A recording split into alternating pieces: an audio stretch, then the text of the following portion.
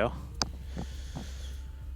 So, I think I've got everything set up. You can hear me. I've found the lobby. Stream is running.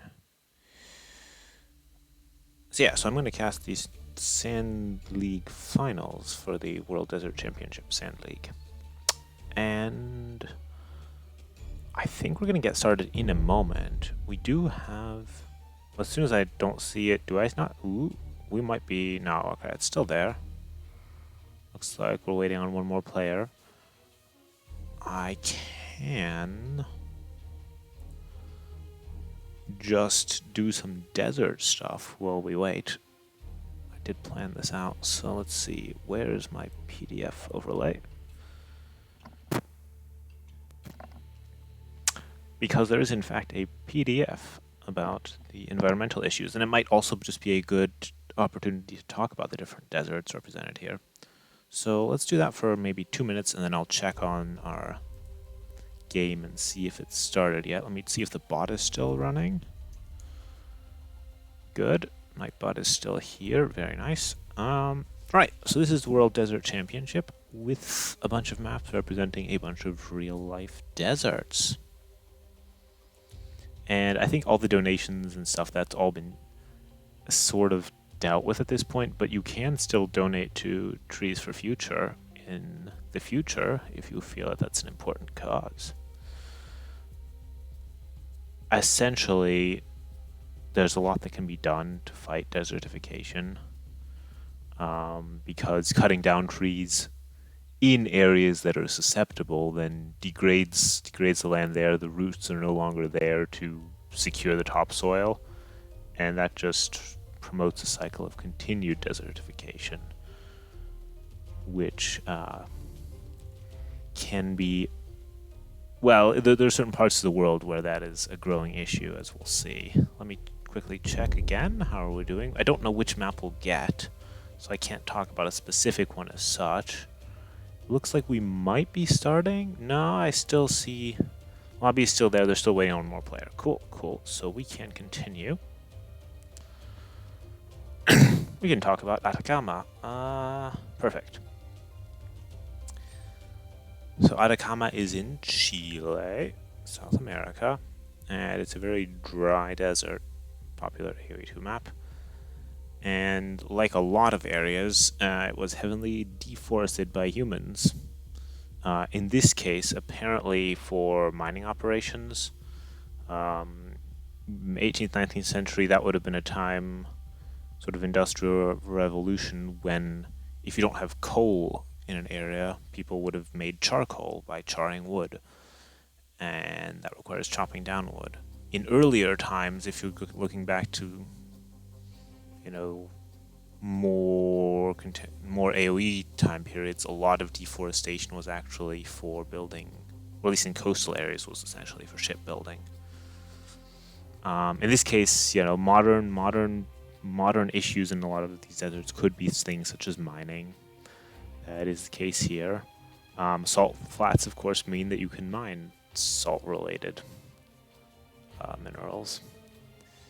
And yeah, a lot of mining does actually consume water.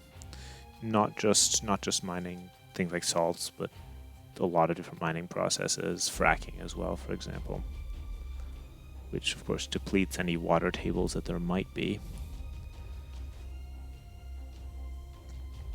So the Gobi Desert is sort of encompasses parts of Mongolia and China. And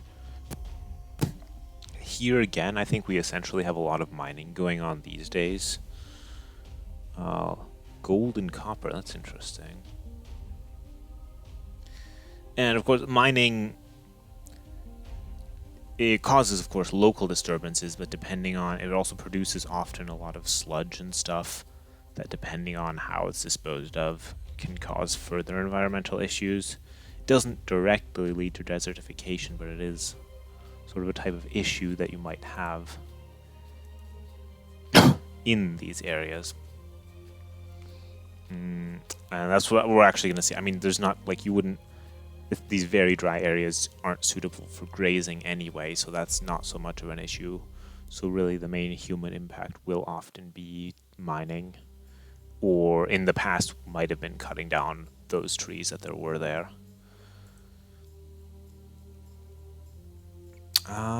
Let me check on the lobby again. And see if we've gotten started. I think we might have gotten started. No, alright, I see it. There's 6, alright, there's 6 players in the lobby. They haven't started it yet, as far as I can tell. Let me just check if it's listed on Spectate. No, alright, cool. So we can cover another desert. So Halapo is actually a tiny, it's a micro region. That means, you know, it's not a big desert, it's a small desert. We have a few, well, we have a variety of different regions that were covered in this event. In this case, it's basically a very small area that is in a nature reserve at this point, from what I understand.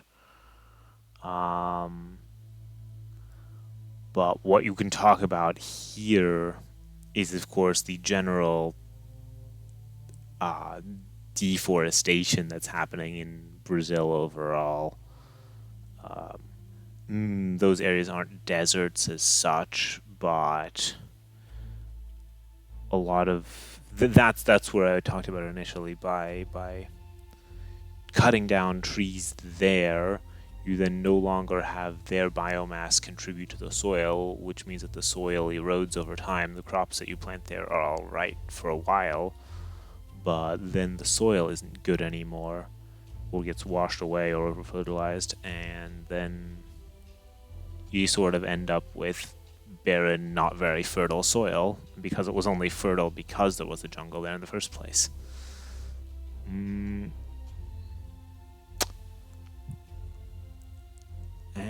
let's talk about the Karoo in South Africa, which is in fact a desert I didn't know about, but I did know about deserts in South Africa in general. You do see a lot of ostrich there. Oh, that's a farm, but plenty of wild ostrich in South Africa. Livestock grazing. That, I would say, is true. South Africa does have a decent system of national parks, which have extremely concentrated wildlife, but the rest of the country is essentially a lot of grazing areas and ranching. Yes, that is correct. And of course that influences the ecosystems there, and also prevents migrations of animals often and so on. There is mining in South Africa, there is some poaching and so on, fair amount of tourism. I don't think that's that problematic. There's a lot of ranching, I would say, and apparently a lot of it is overgrazed. I can believe that. And there are other parts of South Africa that are protected, like the Kagalagadi. There are a couple of big national parks.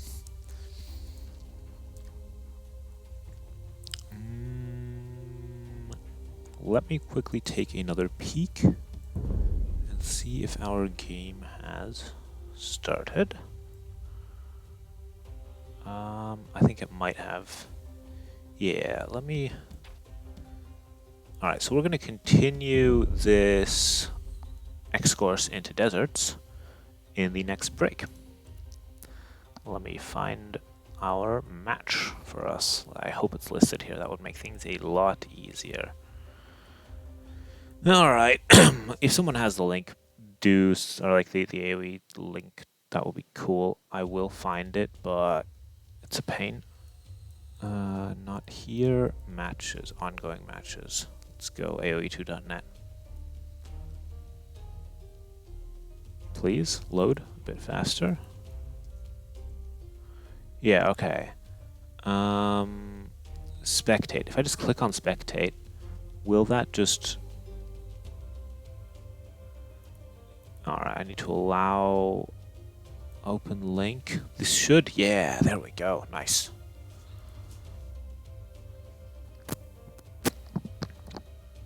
And it looks like we're in immediately. Franks, Ethiopians, Britons, Lithuanians, Ethiopians, Vikings. And we'll see where in the world we are. If we're lucky, it's one of the maps that we just talked about. One of the locations, rather. We didn't talk about the maps as such. We talked about the deserts themselves. And the surrounding areas. Alright, we did not talk about this one yet. This is Umal Samim. But we will get to that. Well, let me just... Fog of War...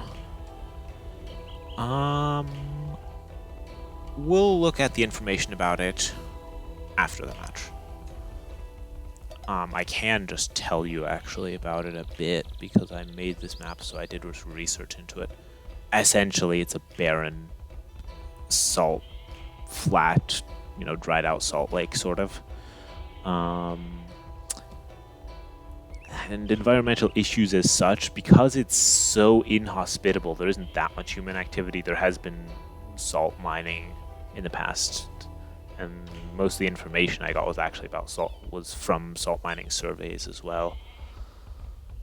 But it's very dry. Basically, nothing can grow there. So let's take a quick peek. Our red player hasn't. So on this map, what you want to do ideally is place your starting town center near a resource. But you'll notice that, alright, Teal did that.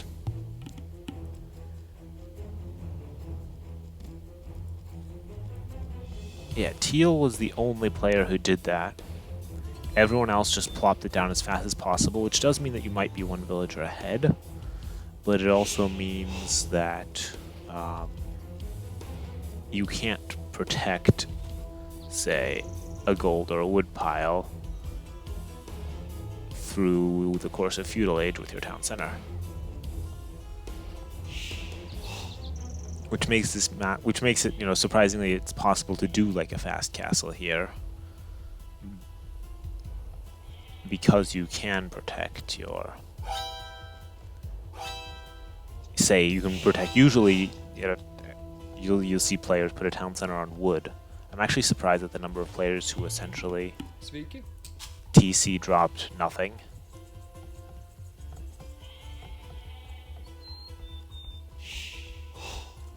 In the main event, also in the show match that we had like a day or two ago, you'll notice most of the players put their TC on wood because it ensures that you have an almost safe feudal age. You can have either one of wood and gold secure fully. You'll also notice that players use this caravan to push the Ibex. It's particularly good at doing that because that's such a big unit and about the right speed. While you can scout with the camel.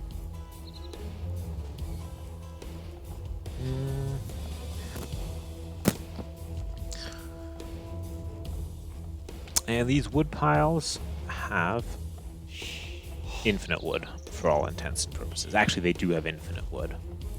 I noticed in some of these streams, of course, some clever people ask, well, what if it gets siege on endured? And I did actually think of that, and it will respawn. If that happens, they will respawn anyway if you manage to mine all 100,000 wood, but if it gets siege on endured, it also respawns. The only thing that I couldn't prevent was people building on it. So, but that is forbidden. And if you built on your own, that would be stupid. And if you build on someone else's, you're not allowed to. Also, laming straggler trees isn't as easy in DE anymore because you actually need line of sight of them. So thankfully, there's less potential for that too. Here we see the raider going after the camel. Camel running away.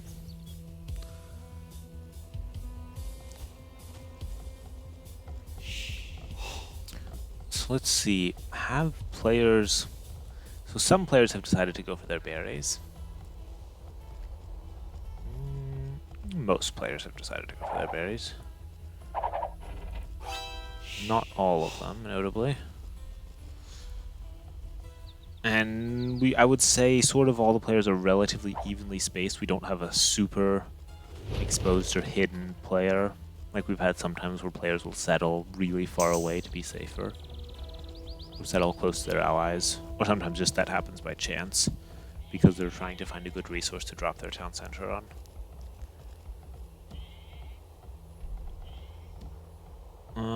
As updates to this map, there isn't much I'm going to change. I think in the future I'd want to remove these wells or put something non-solid there instead of a well.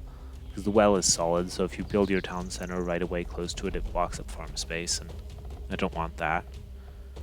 The other thing that I noticed, especially in Viper's game, like this, all of this depressed area isn't buildable, and perhaps that's not easy to read for players, so I was thinking maybe I'll make that, give it sort of this brackish water as well. You can't build on it, it's water with quicksand, so it's just for show, but to make it clearer why this part isn't buildable, I was thinking making that the same as this terrain perhaps, rather than the cracked terrain, or making the cracked terrain buildable, and just you build on it, but buildings take more damage because it's cracked. That's the other option I could do. So if we take a look at it, actually, we have several players on the way to feudal, and green is going to be first by a significant margin. And what is green going to do with that? Nothing just yet. That's a shepherd. Where is the shepherd going? Shepherd is going back. Okay. Stable. And then we're gonna see purple and feudal next. Purple is a flank, so we'd probably expect to see an archery range coming up. And actually, now that I look at this, purple and teal are pretty close together. So we're gonna see some skirmishes here, especially because teal has this forward wood, purple has these forward berries. Teal also has some wood over there, so it's not super critical, but if we look over here, these players are a bit further apart and aren't taking resources super close to each other. But this is where we're gonna see the early aggression. And everyone's moving in their ox carts, caravans, just to block some lumberjacks and or provide some scouting, because these have decent line of sight. Now, how is green is sending scouts, and green is sending the scouts over here, I assume, yeah. That is to be expected. I suppose I could also talk a bit about fact. So I casted like the original, like the round of 32 and all the round of 16 games. Due to some things in my personal life, I was kind of busy during the last week and a half, say, and I was not able to cast the quarterfinals or the semifinals. Also, there were some difficulties with those as well, with scheduling conflicts that I don't know about exactly, but essentially they have all been played. I don't think there were too many admin wins in the end, but I considered going back and doing the semifinals, but actually the recs have been posted, so I could do it, but I don't think I have the time. But I think we should have a good finals here. We're seeing the typical thing, of course, where the flanks go for archers and the pockets go for knights. If we check on the other side, we're going to see some archers here. One archery range, we're going double archery range from Vikings. That looks like these. Yeah, going for wood. One stable, one archery range, two archery ranges. Let's check on yellow quickly as well, one stable. Alright, so we're just going to see some skirmishes here in Feudal Age. See defensive tower on the wood. Because when there are archers around, you'd need to make a very generous wall if you wanted to wall out your wood.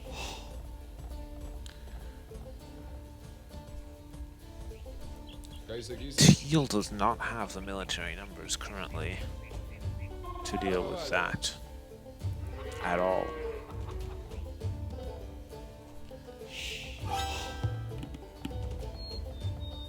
Purple and yellow can take this fight or force this fight if they want to, even uphill.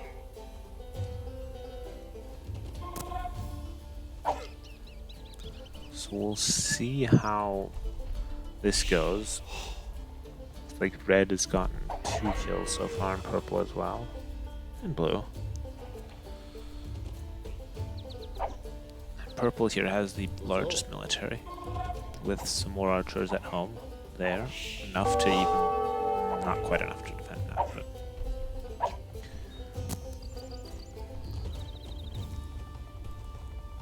and green can't win this alone, but blue is busy fighting red, won't be able to help out. And teal doesn't really have enough numbers to be helping out green as well, so on the other hand, as long as green can protect this wood, and well, some gold at some point, but for scouts you only need food and wood, and there's plenty of farms.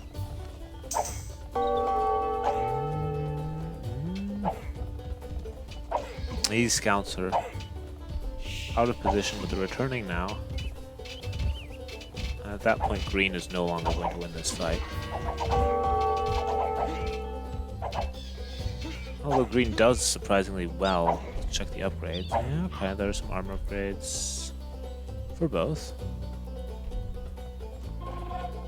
Wasn't as bad for green as I thought, but it would have spiraled out of control quickly because there are a lot of low HP units. Hello, hello. This is the first game. We're actually watching it live. Mostly live. I could speed up, but it's basically live. And this is a best of 7 with the special 1v1 rules, which I'll explain when we get to them. But you probably know that already. And at this point, green here is suffering from not having any support.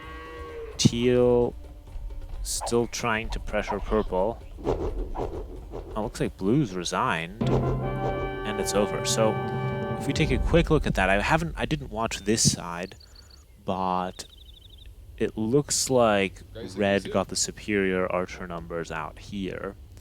What happened on this side is that purple had superior archer numbers and had enough to defend against teal while also helping yellow to push over here, and green couldn't defend alone.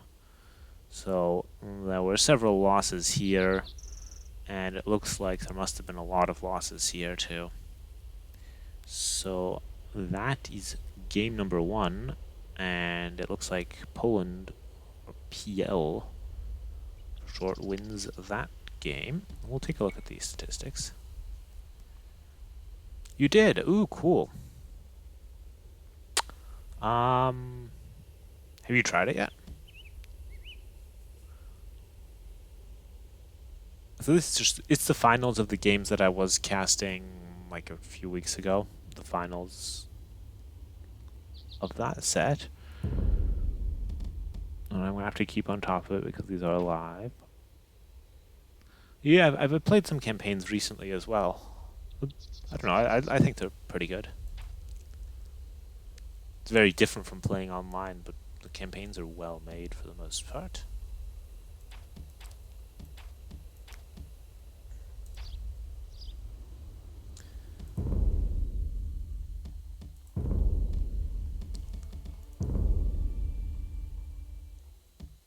Let me quickly get on finding the second match. Alright, so they've already made a lobby. Alright, so actually what we can do now is talk some more about desert issues, since I said I would do this, and I'm going to do this. So, plop PDF, we can talk about Mount Bromo, which in fact I don't know that much about.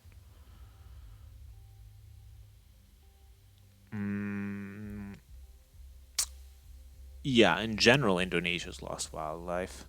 Mount Bromo is a volcano. It's not like a big desert that you might know about, but there are only so many deserts that are large.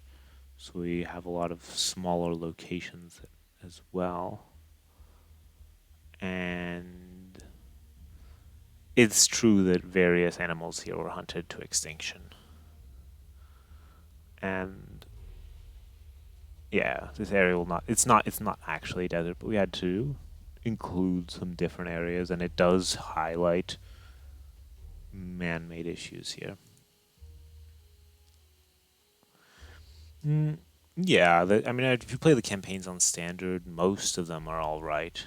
There's a big variance in difficulty. There's certain ones where you just can't lose essentially, and there are other ones that are even on standard are quite difficult. Where I did lose a couple times. Let's talk about Australia as well. Let's look at this one too, and then I'll see if the next match is starting. So I didn't know that feral camels were a thing in Australia. I know various non-native animals that were brought, released, snuck their way into Australia and New Zealand have caused big problems there because those parts of the world had remained isolated for a long time. That's why you still have marsupials and monotremes there. And also why invasive species are such a huge issue. And as you see, like feral cats and dogs are an issue on a lot of islands for the local wildlife, especially cats. The birds don't know how to cope with them. But feral camels is an interesting problem. I didn't know about that.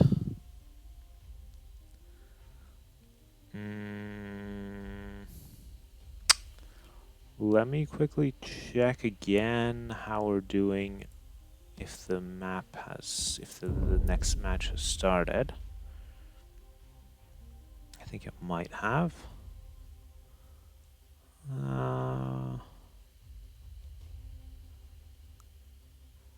Well, you can play the campaigns you can look up like the historical order, like by date. You could play them but ultimately, or the ones that are easier, the ones that have less swords on their icons.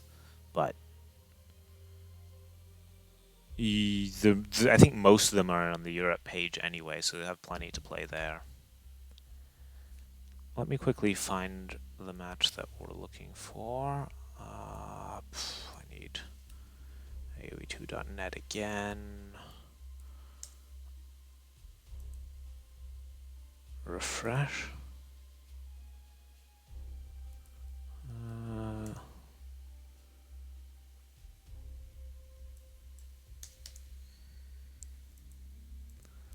Ongoing matches. Let me try this one here. Yeah, okay, cool. I found the next match. On the map pack again.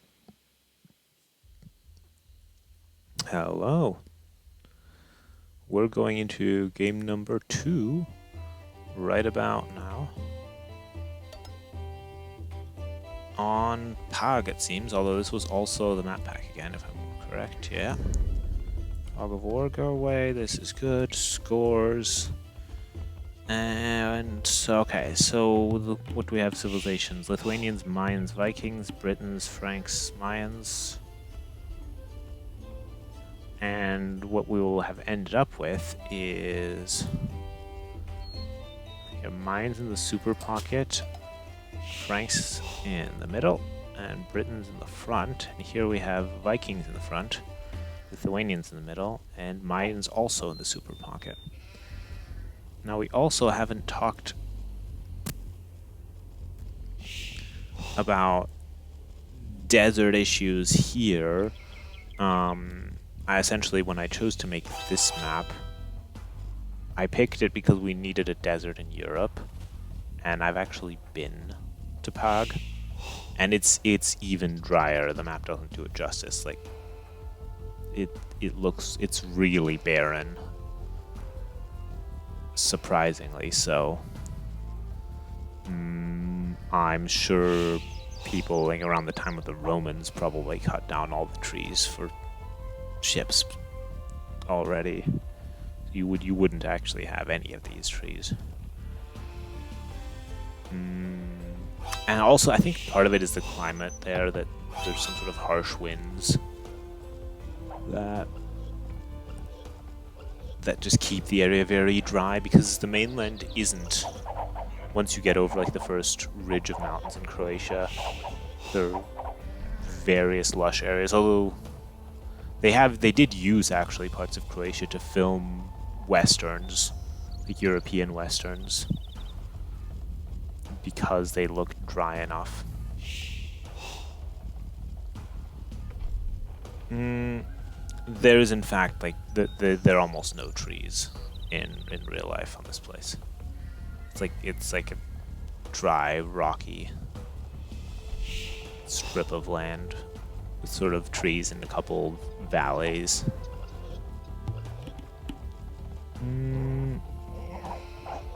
I don't think I've played the Hungarian campaign actually. That's Ivalio. I think that's next on my list. I just finished Kotyan Khan. So what we can look for gameplay-wise, okay, this is not a fake lake, this is a real lake, is where players dock. So we have Lithuanian player docking on the right. Alright, we see a dock on the back here, and we see no docks, no walls. Okay, we do see some walls coming out in the middle. And what do we see here? Alright, we see once again dock from the middle player on the right hand side, and on the left hand side from the super pocket. So essentially we're seeing mostly mirrored strategies here. And it is, you know, it's narrow enough that it would be wallable. Looks like red is walling safely here.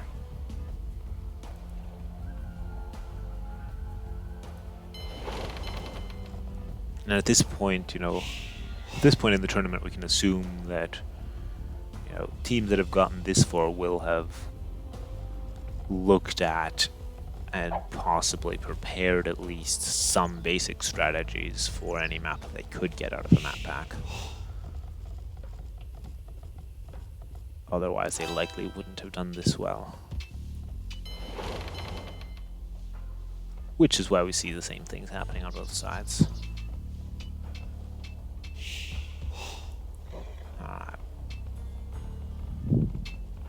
This wall is going to go up. No one going for a drush. We do see yellow and blue each going up to feudal.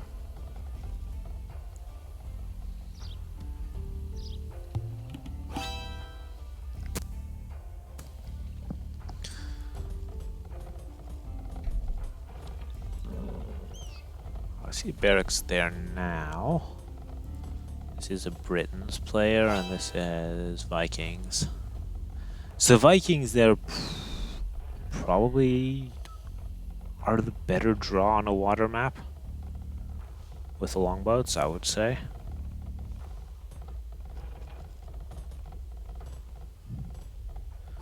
That being said, I mean, the reason you pick Vikings generally is for having a solid eco and being able to go for archers, so we'll see. This is going to be walled up. I actually turned off the grid mod for playing campaigns. I thought I would do that just to make them look a bit nicer, and I forgot to turn it back on, but that's fine for casting.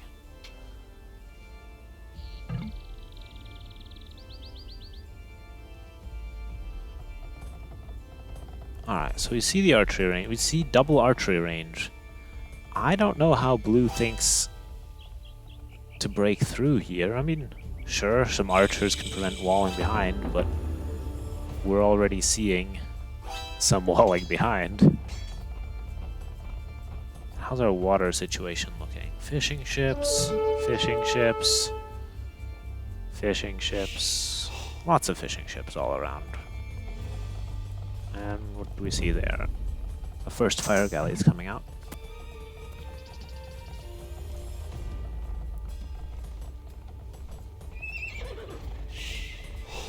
Just make sure everything's alright. Yeah, looks to be running.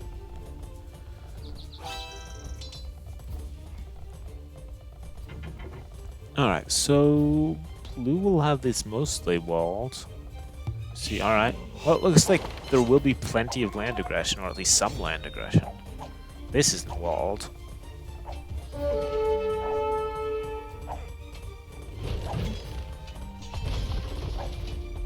The gate was deleted again, huh? I mean, there's likely a... No, there's no hole there.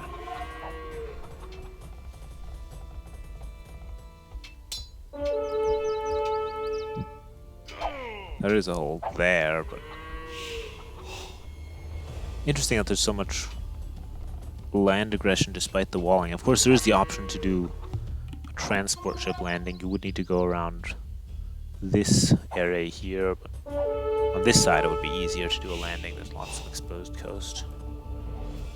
How are we doing? First fire galley going out there. Do we have these players bothering to build? No, they both have super far docks. They're not building. They are building military on water eventually. Okay.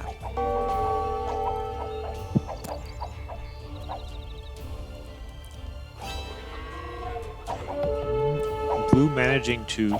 Oh.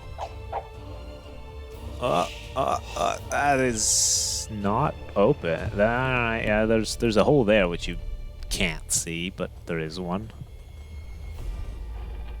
Which is a bit of disaster for red, who doesn't really have all that much in the way of archer numbers and has an archery range and a blacksmith that aren't completed. That tower isn't going to go up. Not while it's there. Ah.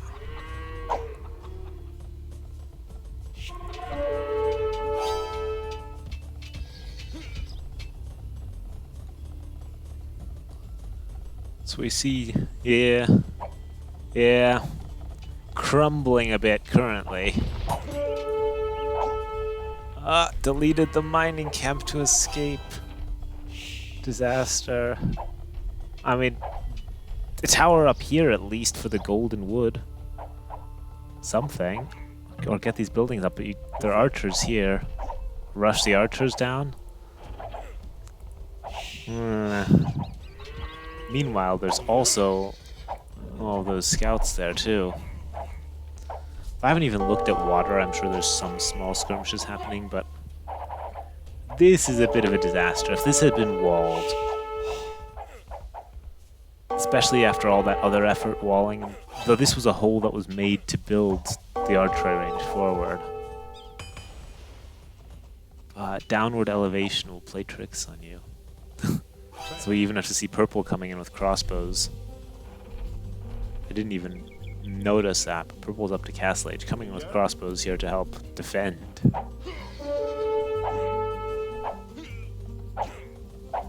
That will help. That might actually be enough to clean it up. This hole, though, isn't patched as far as I can tell, unless there's a palisade. Oh, maybe there is. There's like a palisade in there. Still, though, you don't want to have this much running around your base because those scouts are still running around. Let's check over here. Relatively little aggression here.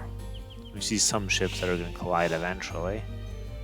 And over here, alright, yellow is burning the fish, green is not contesting that. Because green was busy making scouts running around here.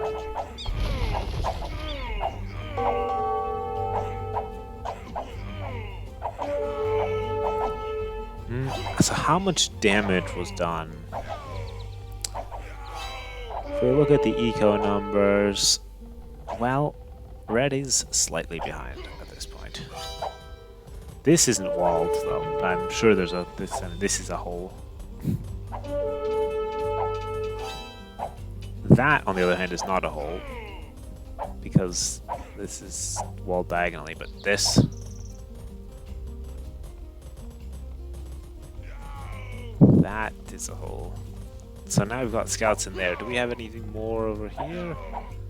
No. And the scouts are just gonna run and find some exposed dairy villagers.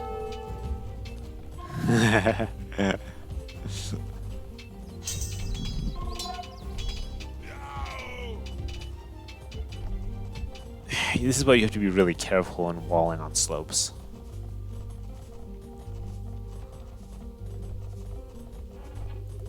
Although to be fair, what we would have seen if the walling had been okay... Alright, now that is walled there now. So more players going up to Castle Age. There would have been plenty of opportunity to do landings. That's what we saw in any of the games where players did wall successfully. I think even once we saw someone run the scouts all the way around. That takes time, but is also doable, usually, because players don't bother walling the back.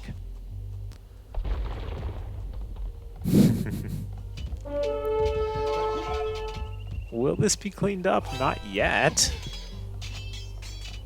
Well, okay, maybe the spearman got a couple good hits, but that's only 2 low HP scouts. Let's check over here.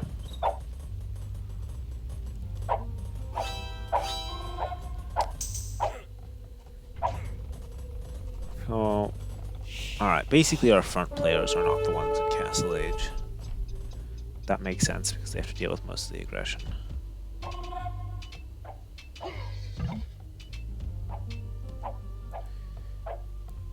Yeah, this game can be surprisingly laggy. It's very, was it CPU intensive? Also, I think it just uses like 1 core. It's part of the problem there.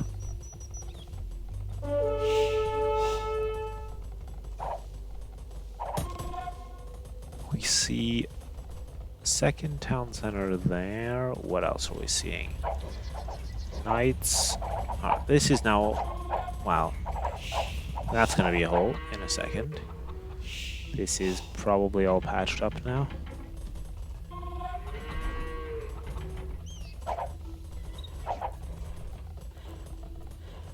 Let's check on water. Okay, so green just abandoned water.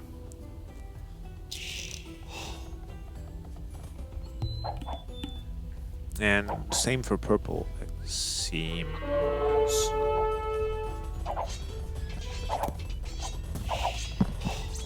Well, I suppose with this many holes in the front, there's less of a need to go for water if you can close it out on land quickly.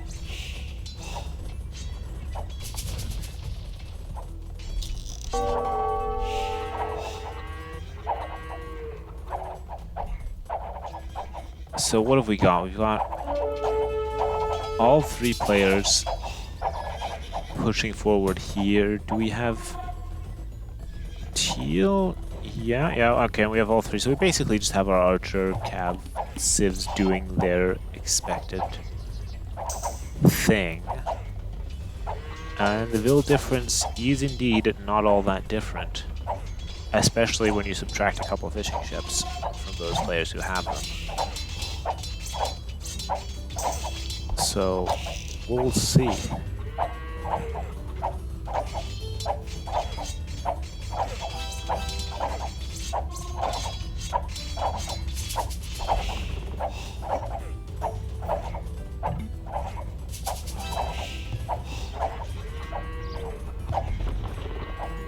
Well, at this point, everyone is in Castle Age, in fact. We have a Mayan Imperial Age coming in. And we see Teal says, time to move over to this side. Who's Lithuanians? I don't see any Lithuanian attempts to grab relics currently.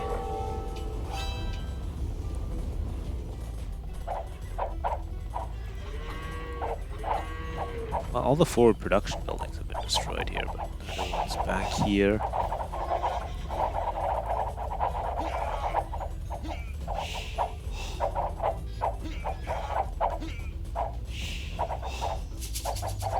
And all these hills in front of people's bases mean that you don't want to actually be defending just here. You want to be defending further forward if you can afford it.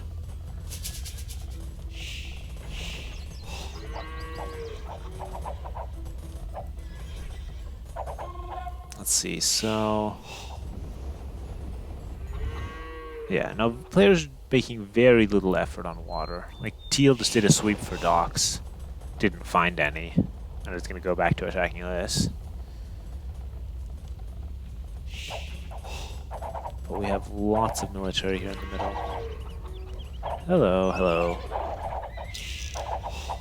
These are the finals of the World Desert Championship Sand League, and they're actually live.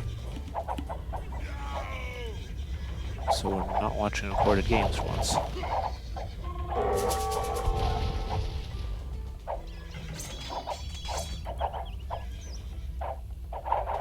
And after this, actually, I'm going to go back to working on the map that I was showing on stream a couple weeks ago at this point.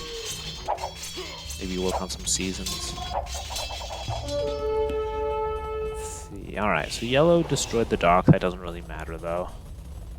Green building a town center over there. I made this map. And I also made the map that we saw in game 1 here. Which means I can give special insight into them if necessary.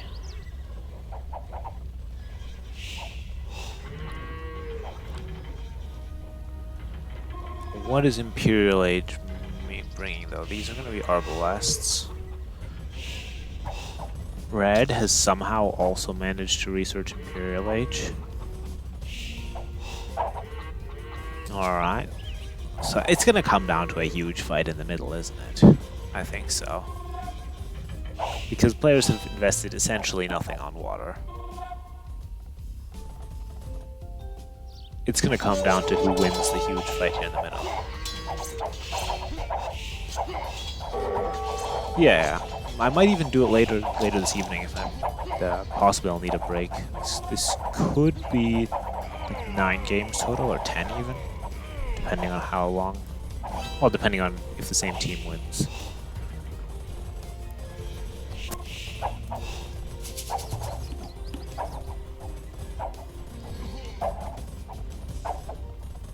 Ooh, we see some fancy attempts to micro these knights by dodging them back and forth to avoid shots. But actually these knights need to run away. Because all that dodging wasn't really allowing anything else to occur.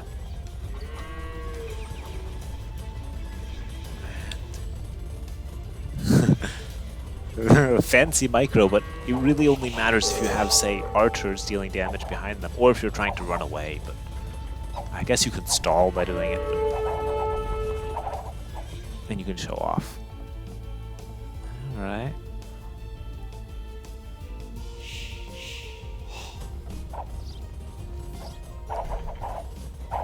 Players could, of course, do landings, but I guess they really, all of them have most of their armies here in the middle. We see red is mixing in rams to soak archer fire, or to destroy some buildings.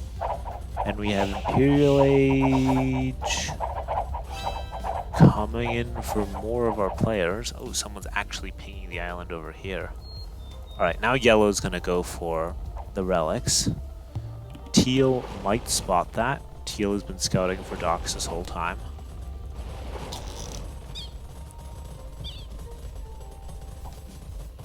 I actually have never played StarCraft, so I don't know what the micro like looks there.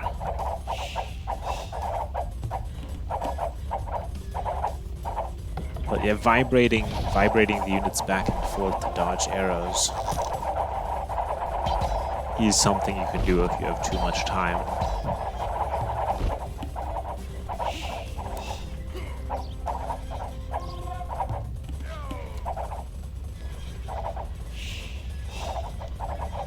Now the Rams are coming in. Are we seeing any other interesting tech switches? Essentially, no, we're not. We're just seeing lots of archers, lots of knights. And no big plays for the water or the sides. We see, all right, green is stonewalling this side off. That's a play. Teal probably hasn't even spotted the dock, but will once the fire galley is seen. But this is where all the action is, and it looks like blue is being pushed. Oh, there are no formations in StarCraft. Interesting. I guess that means that you can do even more, or even different kinds of micro. Alright, everyone else going up to Imperial Age now.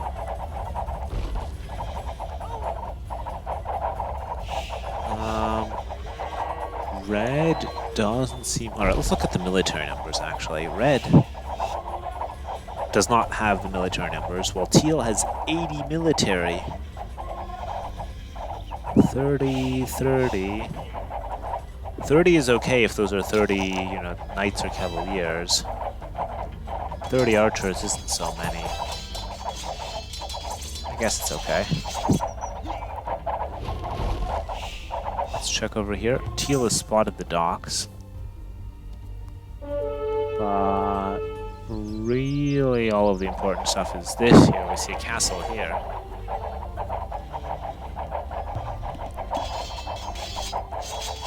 That is true. Units, if you send them somewhere, they will first try to get into their respective formation and then focus on getting to the point that you send them to. Or if you change direction, they'll quickly readjust to the formation that they need for that direction.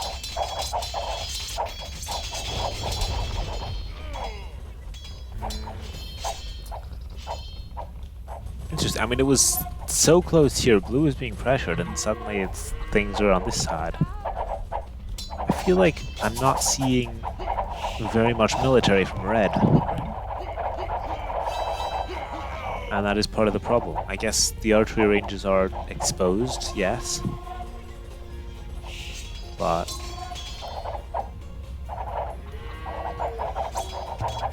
just look at these numbers. I'm actually, if we look at the eco numbers, well, it's alright. Both of the front players have roughly the same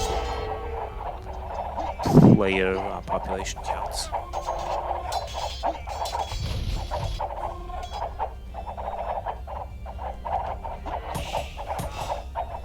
Priority with mangonels.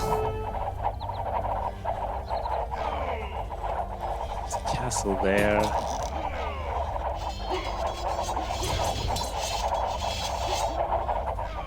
Well, we see our epic fight is going to happen here soon, I think. Players are allowed to send tributes in Imperial Age.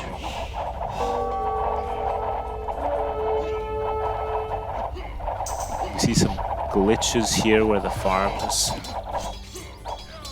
are rendering improperly. These farms. We can take a screenshot of that. That one too. Like something was something's wrong there. These are paladins. These are cavaliers. Reds. Does red have... So the difference here is green and blue can freely build up villagers here. Red kind of has a war in the base right now.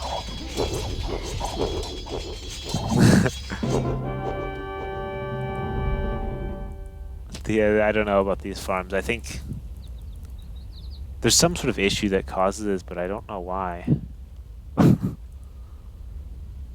It is good to have this specific game and send it in. Right, so actually I think it's 1v1, it's 1-to-1 in this set now.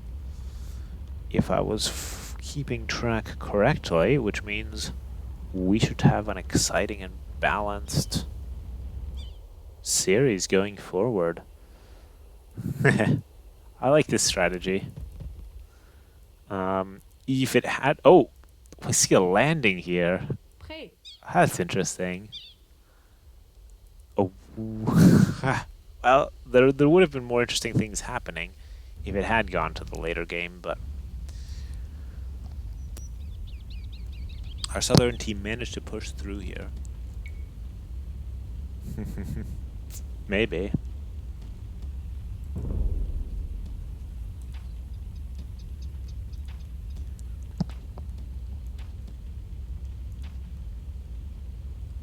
And yeah, well, sort of. Red had a war going on in his base, which is never good.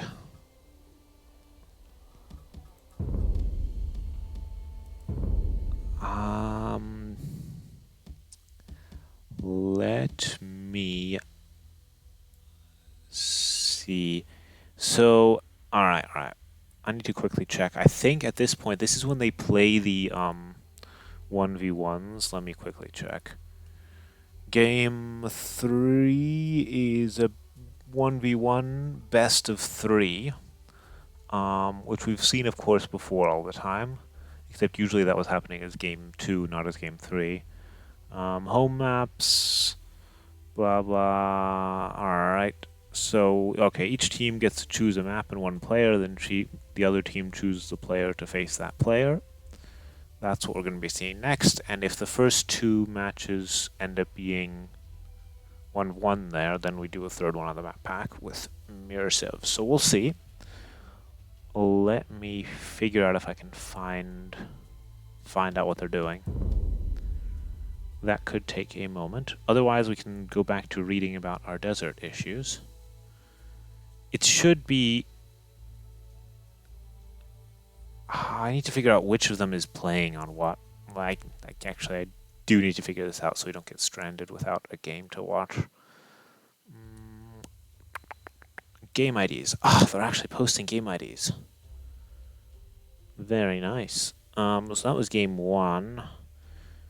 Game 2. Cool. So I can just sit around and wait for game IDs. Perfect. In that case, let's go read about more deserts.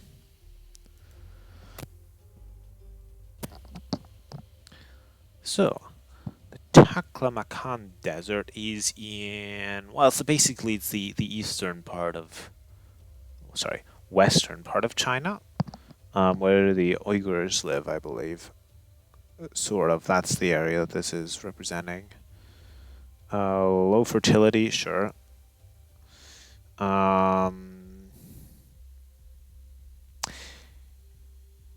Yeah, so basically, I've seen what the issue here is, depletion of the water table. These dust storms, or in this case it's a sandstorm, are an issue in different parts of China, including the capital even, where you occasionally, depending on the weather patterns, you can have quite bad, or you can have just lingering, and sometimes there's also just the smog lingering when there's no wind to blow it away, but you do see these sandstorms as well.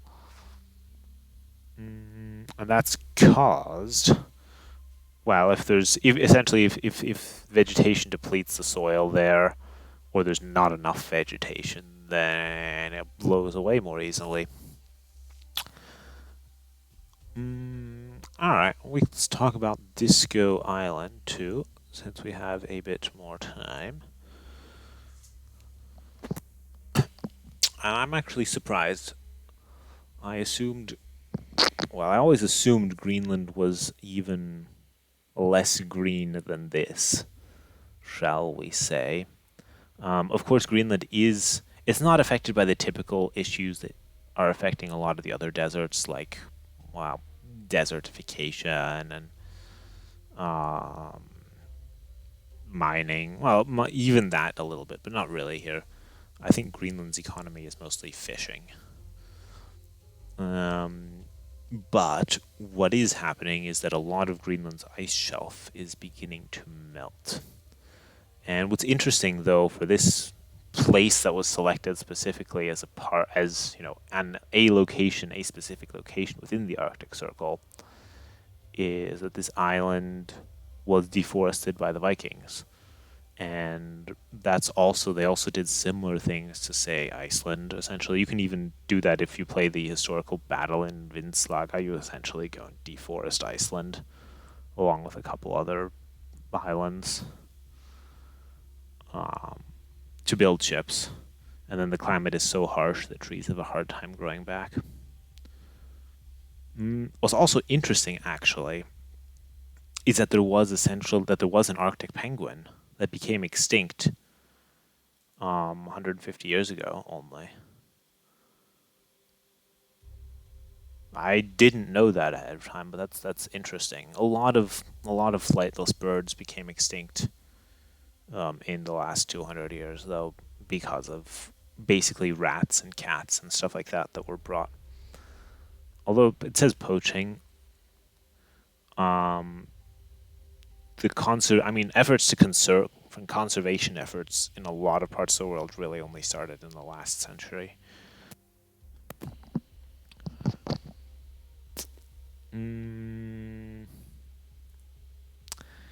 All right, so we have our next game. I'm going to grab said link, copy, then I'm going to hide said PDF and click on said link.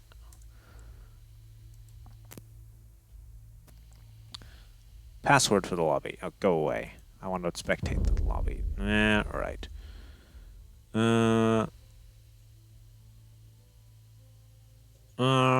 Let's go to spectate. If I just put the ID in the spectate slot, try that.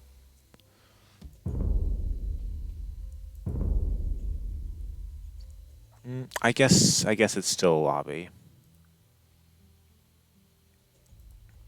Let me just check on AOE2.net. If I just look for WDC, that's ongoing matches. Let me check lobbies. WDC. Come on, give me results. Ongoing matches. All right, let's look at another desert while we wait a bit.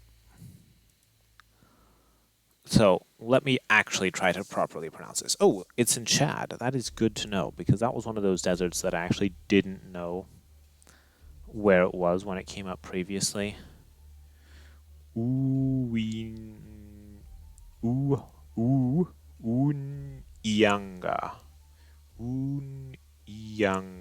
Lakes. Unyanga? Something like that. Yeah, lots of agriculture. Vulnerable to climate change. So, yeah, essentially, because there's a lot of agriculture requires water, and if you extract too much of the water from the water table, then your wells dry up and you have to keep going dirt. You have to keep having to go deeper, but the actual problem is that there's only so much water that you can use for agriculture. That's an issue in a lot of areas close to deserts. I mean, you don't farm in deserts themselves usually. But yeah, exactly. Using plant species that don't lose as much to evaporation and don't need as much in the first place. That's always useful. Actually, the thing with shade too is interesting. Like hedgerows and such definitely do help against storms to keep your crops from being blown away. So that's a big one. And let's talk about PAG as well. So essentially, yeah, it looks sort of like this, right? It's surprisingly desert-like.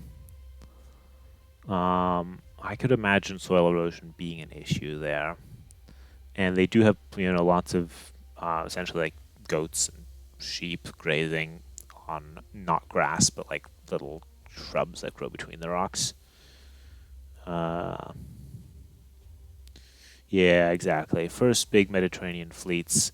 A lot of areas in the Mediterranean were deforested, like a lot of like Croatia, different islands as well. The Italian coasts, a lot of areas were deforested for the Phoenicians and Romans. Yeah, exactly.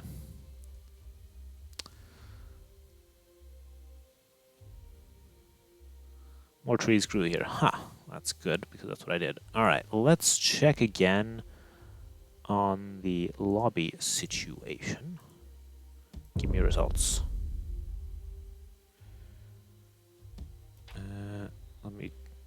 Let me try this. See if I can find... I don't see one here. Give me results. Oh, why is this lobby system still not working properly? Sort of sad at this point. Let me try the link again. If I put in this link and I click on it and I open it, it's going to ask me for a password. I mean, that tells me that the lobby hasn't started, or they disabled spectators, which would be sad. But I think the lobby hasn't started and it's just passworded.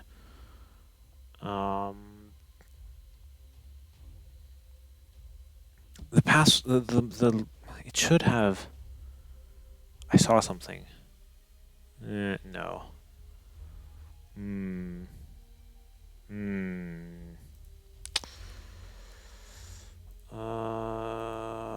How am I gonna do this? Let me check the signups to grab the team names for these players.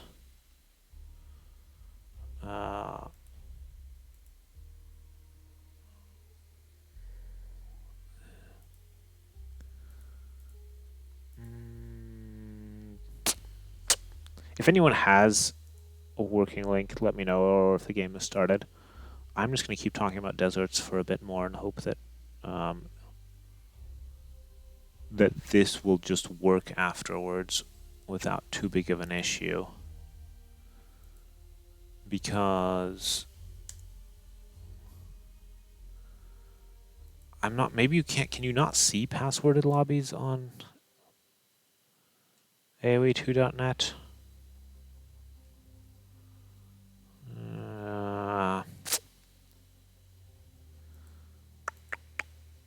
Let me get rid of this search. So just look at all the ongoing matches. Arabia. Oh boy. Volcanic Island, free for all random noobs.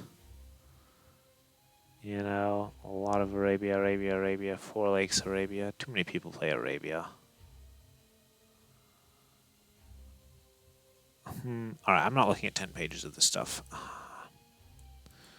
No. I feel like the game just hasn't started. I don't know. Let's look at some more deserts and try again in like 2 minutes. How about that? So, yeah. Pamir Mountains. I made this one as well. I think it was selected just for geographic variety. Also because it's for map to put in a land nomad map. I have some thoughts about how to... Well, we've discussed how to improve that possibly in the future. Yeah, it's pretty extreme climate. It's essentially high altitude desert. Sort of, it's a very rocky area. Erosion is an issue in general in a lot of deserts, or a lot of agricultural areas near deserts. And once again, we have the thing where forests are essentially... They're either used for building ships or used as firewood or as charcoal. That's an issue in a lot of deserts. Let's look at this one here too. So here we see some great mining pits for Kizilkum, red sand. That one is a bit further west than the Pamir region. And it looks like there's a lot of mining here. Do we know what kind of ores? Gold, it seems. Alright. Natural gas as well. That is true, actually. These parts of the world do have that. Alright, okay, and various types of minerals. I mean, mining as such, it depends on, like, it can pollute a lot of the groundwater depending on what you're doing. That would be when it has the biggest impact, or if, like, the mining sludge is just dumped into bodies of water. If you dump it all on site, then it just causes local damage. Not necessarily that big of an issue. I need to find the next game, though. I don't want to be too far behind. So, come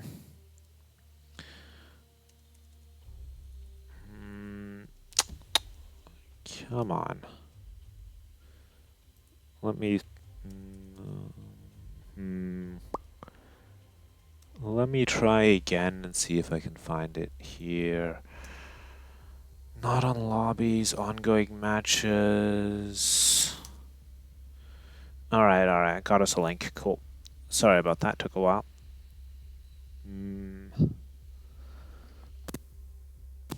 And we just talked about this, so this is in Chad.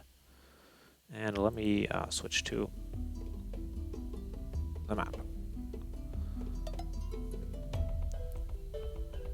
Fog of War off, scores on, villagers idle, perfect.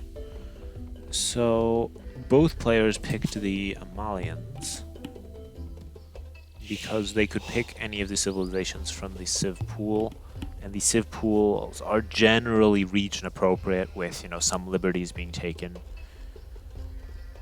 as necessary, but it makes sense that you would put the Malians in the Civ pool for Chad. Looks like, because it's a 1v1, this central lake is kind of small and squished. So we're seeing 1 relic. I'm seeing 3 relics here. And what I also would be interested in seeing is whether players decide to go for the corners. We've never seen players do that in any of the games. They could. There is lots of food there. Usually players have found that with fish and the standard amount of food close to their base, they have no need to go for the corners. That is usually what we've seen, and we see dock here, no dock here. Alright.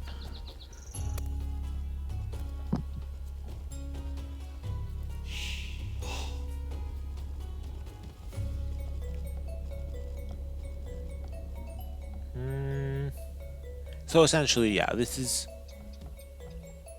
a lake in a desert. I think Wainanga isn't probably the name of the lake, or the lake's region, if I understand that correctly. And I'm still pronouncing it wrong, I apologize for that.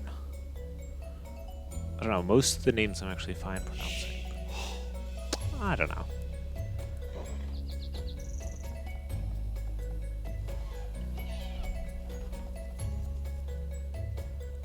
So on a 1v1, I dare say water control is less important. You could dock block with lots of docks, but that's a lot of wood. You can harass the shoreline, but the players are also exactly opposed to each other, so they're not close. Often you'll end up having players like sort of kitty corner on one side, pretty close to each other, but here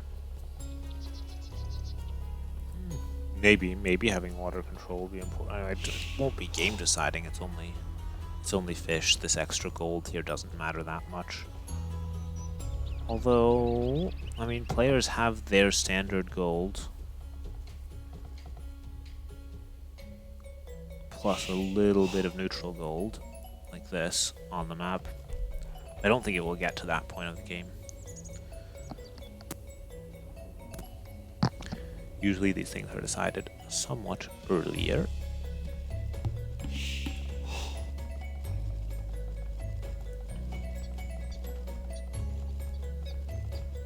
Let me just check if my command is still working. Since I didn't set up a timer for it. Yeah, it's still working. Very nice. Minimize this. Cool.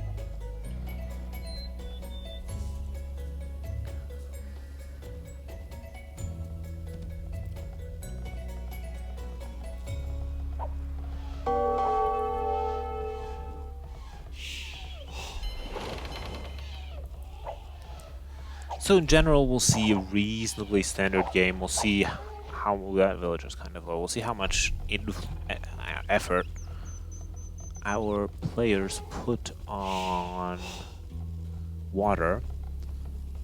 This is sort of a nice pocket here, although it'll be easy to chop a hole through, and it does mean the deer are kind of unfortunately positioned. You see, you can't actually wall though unless you build a dock on the shallows as well, in an opportune place. How are we doing villager counts? Green is slightly behind. Do we have a loom difference? Yeah, we might have a loom difference. But both players now have loom because Green got it just before clicking up to feudal age. And we'll see what we see in feudal age. Ships, so just general AoE knowledge. This is beach terrain. Ships can sail on beach. Units can walk over beach. Villagers can only build walls on beaches. They can't build other buildings. Actually, is that correct? Yes, that's correct. Yes.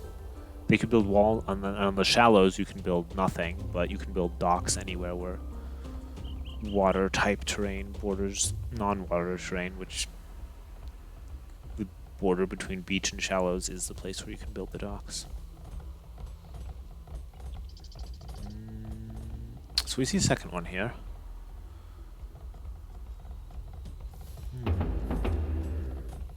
Well, it looks like Teal is going for land aggression. We're not seeing a barracks here. And I don't think, unless you wall yourself fully with docks, you can afford to just go for water too heavily. Because we're going to see archery range right there. While Green is going to try to take water control and is going to try to wall across like this, but it's really going to require a lot of walling.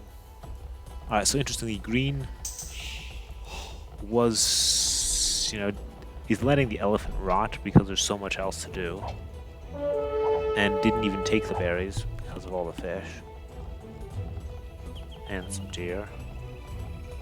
And didn't even take all the sheep either. Huh. That being said, here we also don't see the berries being taken on this side. Double archery range. Seeing demos come out there. Seeing the first archery range here. Alright, so Green is attempting a pretty long wall. I guess we can watch the demolition ships.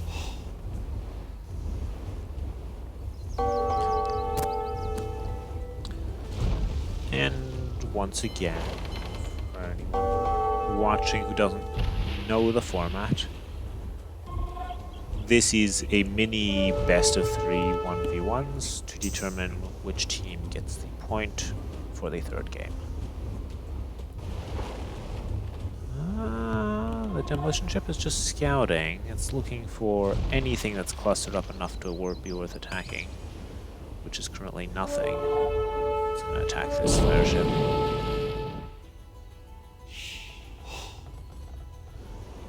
Green with 2 docks should be able to win water, just from more production.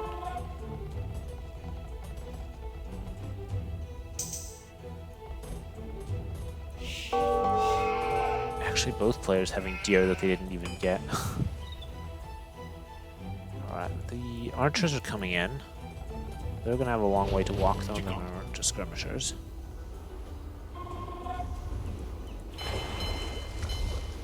And well, Green still has 4 fishing ships. Teal still has no fishing ships. At least none that I can see on the screen. And how are the archers doing? I guess maybe this wall will be sufficient.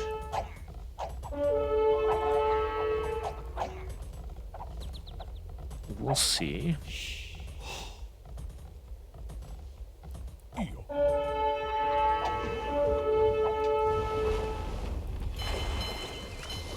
Yeah, green, as long as green keeps producing green. That being said, green isn't producing on water right now. Green is producing archers and eco upgrades. Yeah, green is transitioning to land. Which is fair enough. Not seeing anything else coming out here, that is the thing to do.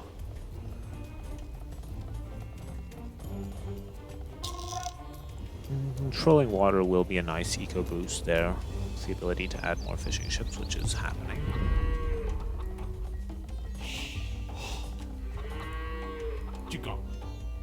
How are we doing on villager counts? So green is ahead, but most of that is fishing ships. Green is also ahead in the KD though, while teal has more military.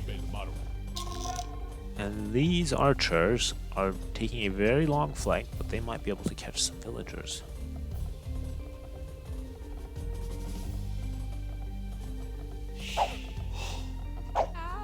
They do. That's probably one more goes out. Actually, that one might escape. Nope, it doesn't. Now the archers have overstayed their welcome. But they did do some damage. This dock is going to burn down, but that's not a huge issue. The fire ships can't range particularly far inland. Ships are good against archers though, because they have high pierce armor. Just a thing to keep in mind on amphibious maps. That ships are, you don't want to go archers, basically, on a purely amphibious map. Like this, even this fire galley here has 4 pierce armor without any upgrades. Which means that from this archer who does, say, 5 damage, this fire galley takes 1 damage per shot.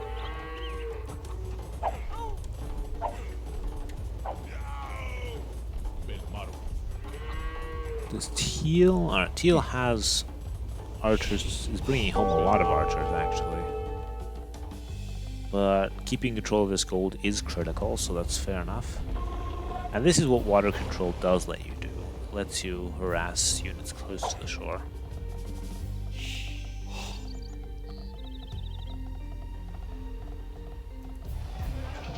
Oh, we see a market, so that suggests to me that teal is thinking about Castle Age. Especially if we were to see... Do we have a blacksmith already? We don't. We do. Yeah. Alright, how are we doing over here? We aren't seeing a market yet. We're seeing more numbers. Although both players just producing villagers. Okay, they're both looking to get to Castle Age.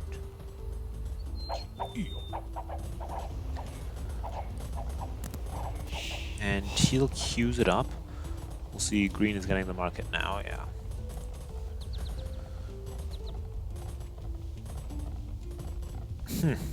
I guess that was the gate as part of a trap.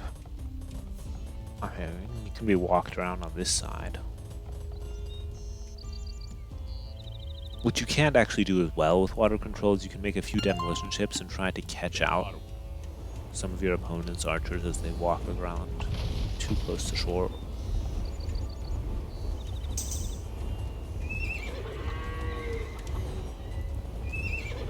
So yeah, fire ships have no melee armor, but lots of pierce armor.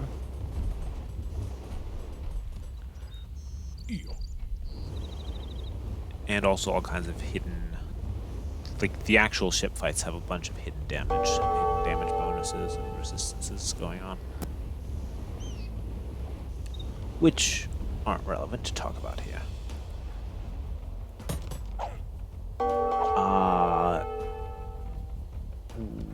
Okay. That's a lot of archers and skirmishers. Well, that's also a lot. Okay, a teal definitely has the numbers advantage and the hill. And we'll be in Castle Age a little bit further. I see I see stable coming up now.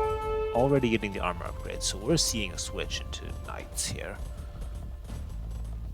Alright, and I guess that's something that you just do with Malians, because we're seeing that over here too. Do Malians get anything particularly good? Stable units, +5 attack in Imperial Age.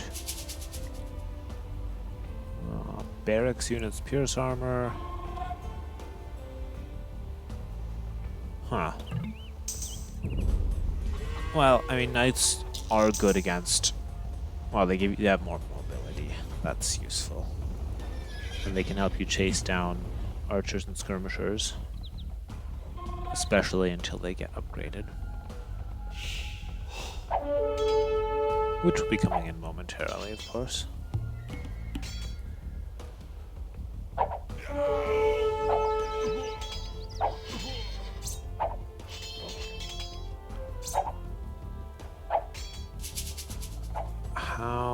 What is green?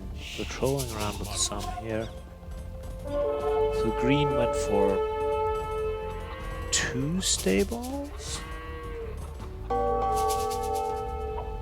I think teal did as well. Oh, I have a 3rd stable there. These ships are a bit of a nuisance, but I guess you can just, you know, while your opponent is busy, just take them down. Or actually just attack them with a knight or something. Or even, well, you could build a tower on the shore or a castle, but that's a lot of resources. When water isn't that, you know, for the super late game, maybe the gold and the relics are important. It's not close to that right here.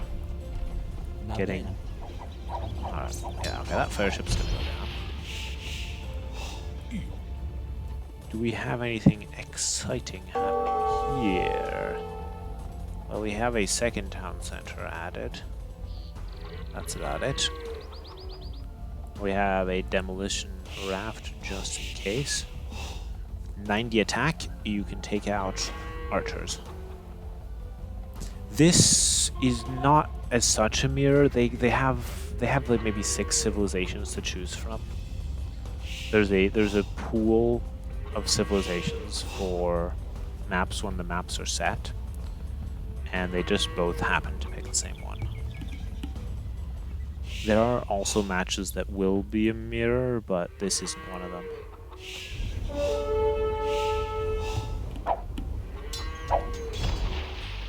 It just... I guess these are decently good players, so they both pick the civilization that they felt was best, which was the same one. Or there was some sort of advanced, you know, thought process behind counter-picking something, but probably it was just they looked at the civilizations available, said, "Oh, Malians looks good. I'm taking that."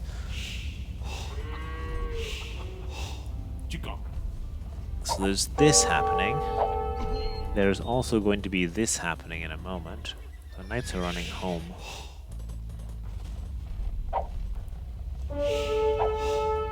So teal has 3 town centers. And green is getting a 3rd one up as well. So it's very even. Ooh, looks like the scorpion did a lot of damage.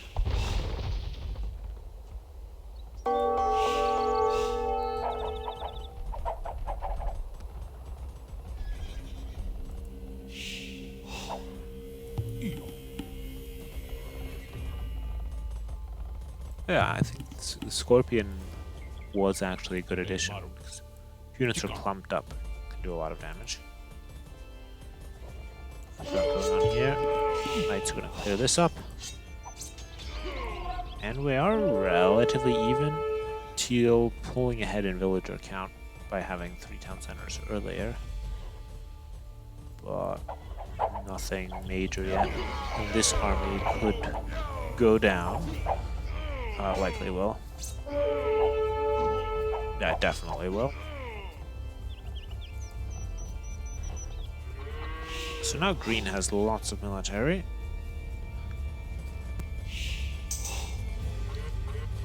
And could attack somewhere here. Still has a demolition ship waiting for an opportune moment.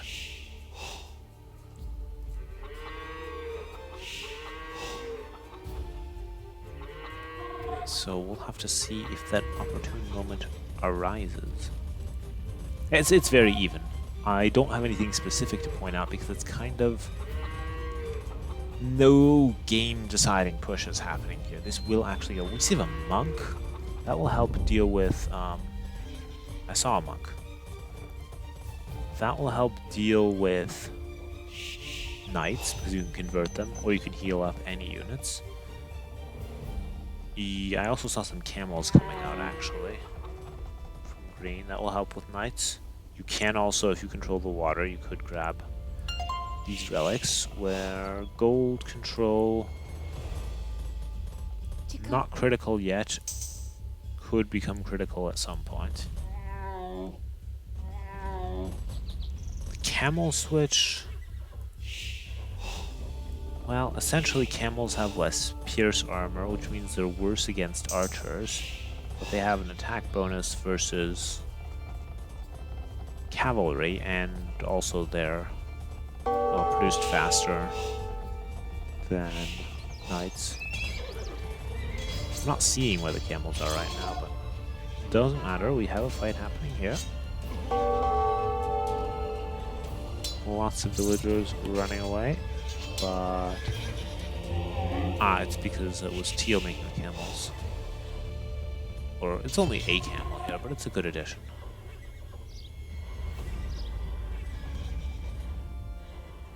And here the both players are getting this, which will make their cavalry go faster.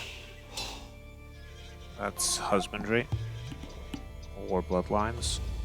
I don't remember which one of the two. I should know that.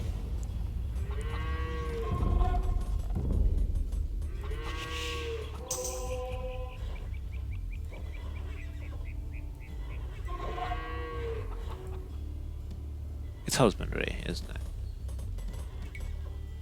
Quick check, sorry about that. Yeah, husbandry. It's mounted units move faster. So how are we doing? It's pretty even, to be honest. The same military, the eco situation is pretty even. We see similar upgrades coming in at similar times. Alright, yeah, so Teal is... both players are now going for camels too. Yeah, camels have no natural pierce armor, where knights do have pierce armor to start with. Actually, camels have just no armor, no normal armor at all. They do have an attack bonus versus, and they don't have as much attack as knights, but they do have an attack bonus versus cavalry. Well, that's why they're being added into the mix here.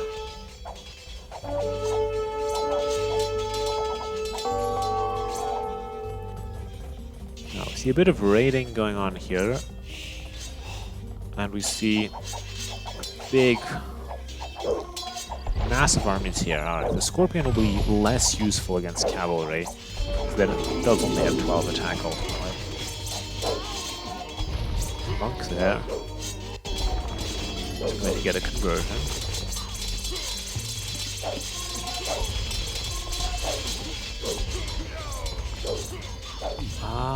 Teal is running away from this fight now. How are we doing over here? We see more farms going out. Alright, we see more cavalry raids going out here. Teal seem to have gotten a decent number of villager kills, at least 10. And he's pulling ahead of green in villager counts.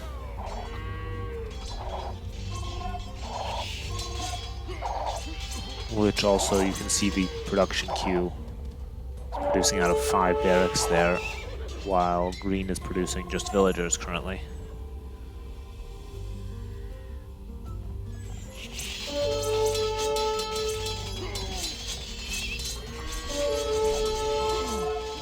Green also has a lot of idle villagers right now.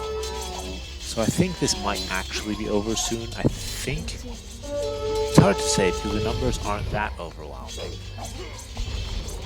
But Teal is certainly keeping up a much bigger production from all of these stables.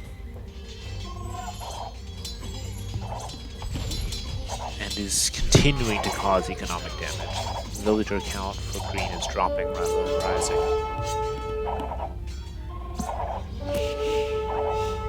So I think this match is likely over soon.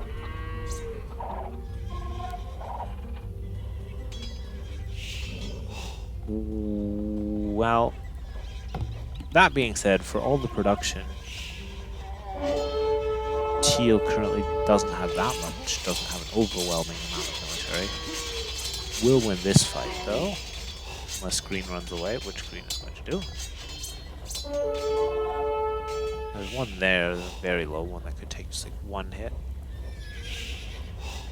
Nope, no hits. And it continues. The difference here is if you look at 120 to 73 villagers, 50 villagers behind that starts meaning that you can afford a lot more or a lot less than your opponent. Or it means, yeah, for example, means that your opponent can either get a much bigger military or can get Imperial Age and more upgrades than you. Although right now these armies are big enough.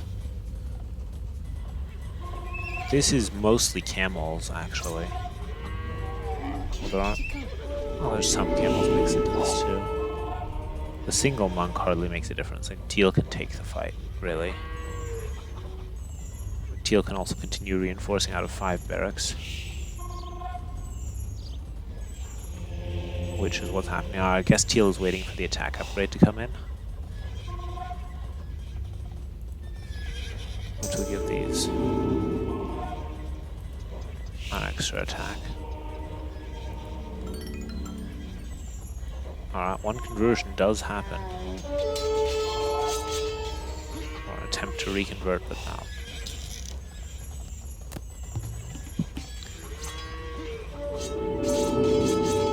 I can't help but notice this villager difference at this point, though.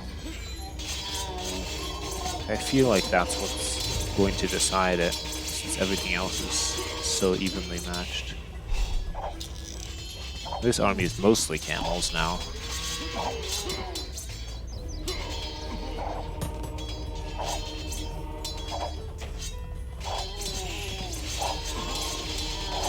And for one of these monks, if they get even one conversion, or definitely if they get 2, it's been worth it. Even 1 though, it's already been worth increasing the monk. The monk is 100 gold, but if you, swing a knight, where a knight costs, quite a bit more than 100 total resources, and then you have one on your side even, definitely worth it. Yeah, so at this point, yeah, green can't keep up the production anymore and calls it GG. Also, just because we don't see the GG doesn't mean it wasn't called. There's a bug where chat doesn't always turn up when spectating, or even when playing, actually, sadly, which is unfortunate, but has not been fixed. Are these farms? These farms are normal. Alright. Let's look at said statistics.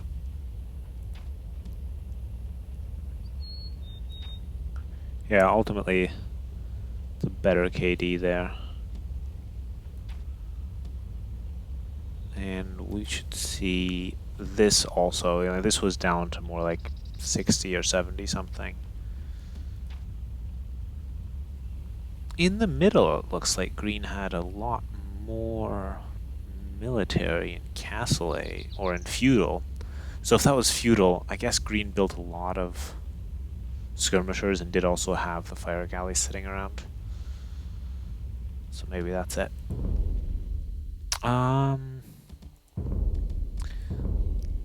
Now I need to go check what the situation is, and if we have... We do. We have the next game, and it's on Atacama, so let me see if I can find a direct link for that. Atacama. Atacama? Best of 21. That's not it. I see the current game still. Let me check the lobbies. WDC. Alright. Let me see when that was posted. 33. That was posted. Let me see if I can find the lobby in game. I haven't even looked if it's here. Maybe we can just see it. I think there's an issue though where it only shows the first 100 games. Yeah, I'm not seeing Atacama here. I thought wait. Maybe I'm blind. WDC. Atacama. Let me check the names of the players involved.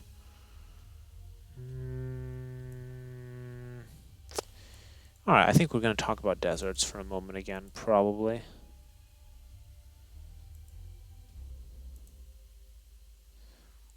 Let me just see if I can.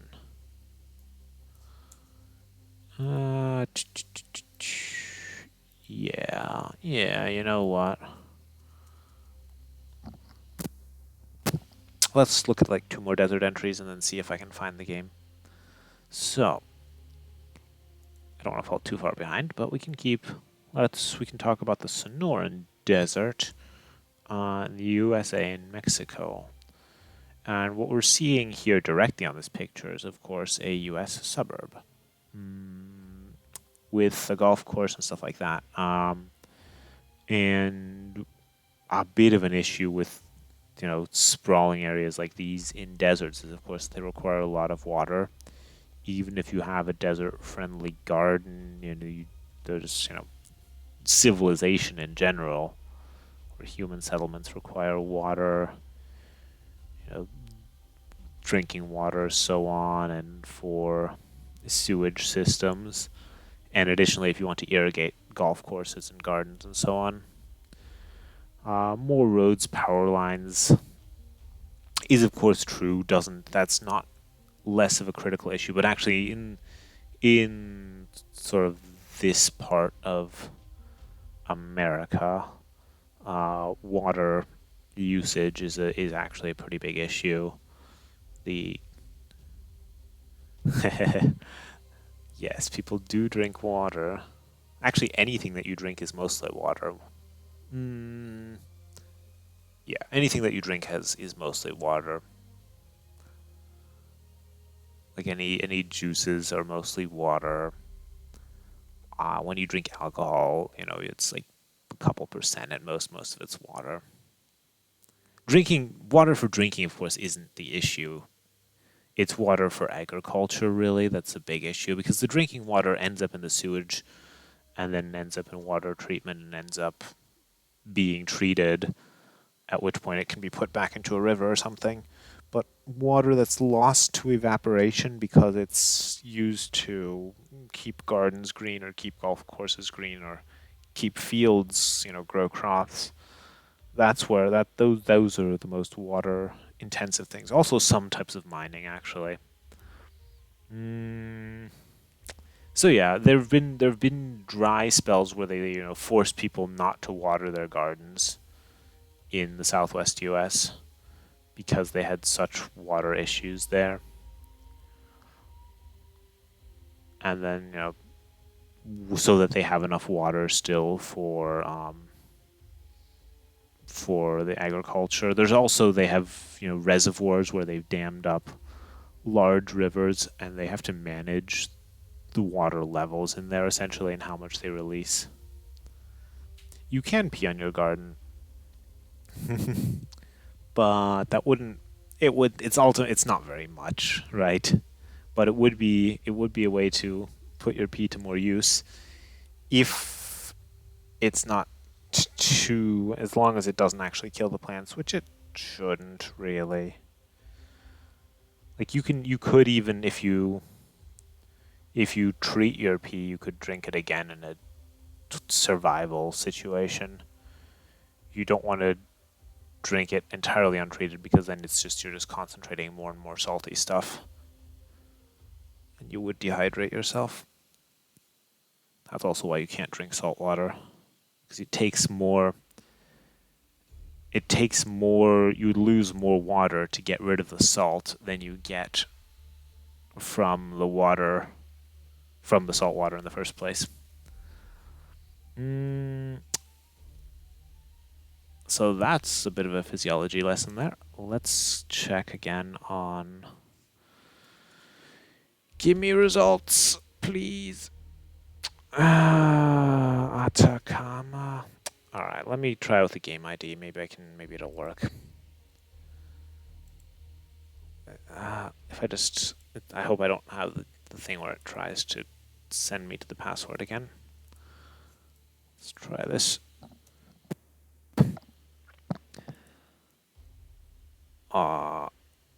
Unable to join. Alright, well, server error. Fun. Give me results. If I just put in the game ID minus all of that, just the game ID itself.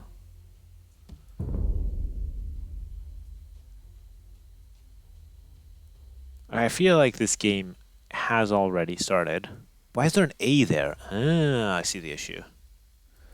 Yeah. There are lots of nondescript errors in this game, especially concerning, say, mods. I have a whole collection of errors. Alright, I'm gonna...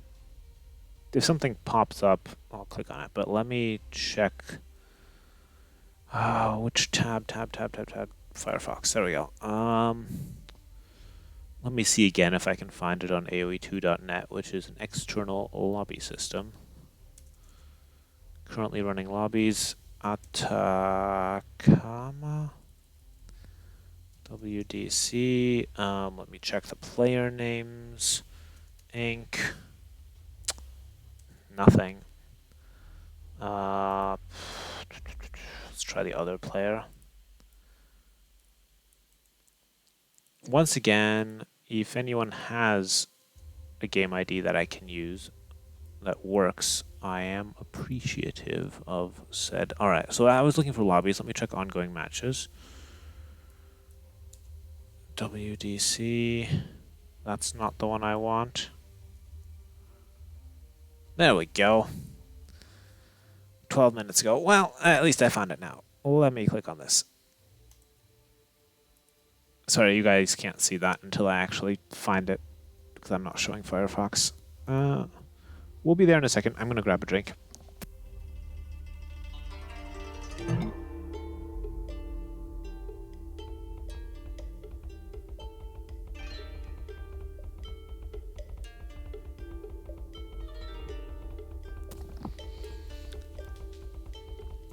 Alright. Fog of War, scores... And yep, I think we are set. Let me check everything else. Seems to be doing alright. We are on Atacama, which we talked about as the very first map because they were in alphabetical order. So, yeah, in Chile, very dry desert. I believe we had some mining, like salt mining and so on going on, and at some point everything had been deforested as well for firewood or charcoal. And this map also has a civ pool. Well, all of the maps have a civ pool, but because one of the teams picked this map, they have to then use civilizations from the pool. So that's why we're seeing Mayans and Japanese, which I think is a matchup actually we've seen before. Mayans being a typical archer civilization and Japanese being an infantry civilization. We see Grey here having a bit of trouble pushing these deer closer to the town center. But second time's a charm? Maybe. We'll see. So the reason why players do this is because it allows them to gather the deer under the town. Any food that you gather under the town center means that the villagers drop it off immediately. I think. Or they can drop it off. They can drop off instantly without walking, at least. And villagers also have a better gather rate from hunted animals. That includes deer and boar, or in this case a javelina, but that's just a reskinned boar, than they do from these herdable animals like a llama. So villagers gather this faster than they do this, and berries are even slightly slower. So that's why players will do this to get a very fast feudal age, so to say. It comes at the cost of not being able to scout while you're doing it, so there is an opportunity cost. And this version of Atacama has some little ponds that make the wood line even more exposed. Like, now Gray here has a decent position, I would say, even with the stone there and all of these resources. Those resources all in one place, they could be easy to secure at the town center there. Well, Blue also has a bunch of resources here, but this forest is a lot less secure. You can't easily, put a little quick wall around here because you have this pond. You can have archers shoot over the forest. It's just not a good position. This would be better, but it's even further away. This is also why players bring the boar directly to the town center so that they can gather it, rather than having, sending, 6 villagers over here to shoot a boar there, which you can also do, in fact. You don't have to lure a boar. You can just send at least 6 villagers, probably, or even more. Ideally enough to gather the entire boar in one trip. Then you just have one leg of walking distance. We see Blue going for Loom, which suggests that Blue is going for a feudal age soon, or is expecting incoming aggression soon. And yeah, so that's why Blue is behind a villager, because Blue got Loom. Although that being said, Gray also has Loom, so they're both equal on villagers. And we're going to see nothing being trained there yet, but Blue also doesn't have the food yet for feudal age.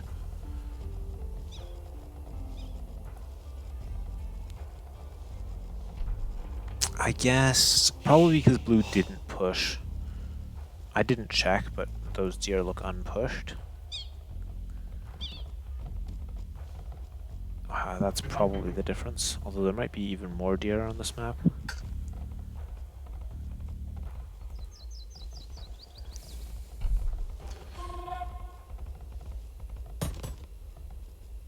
Yeah, the deer pushing is only something that I learned about since following competitive a bit more. Yeah, of course. I mean, bringing 6 villagers to a boar is causing a bunch of idle time. However, if it causes you not to lose a villager, it might be worth it. The cost of the idle time versus the cost of losing a villager to the boar when you fail your lure. Now, of course, that's only a benefit if you're not able to normally lure boars. I used to do it when I was lazy. I'd just be like, alright, you know what? All of these villagers, go get that boar. Or I just lure it with all of them at once. That's, of course, all of that is horribly inefficient, but...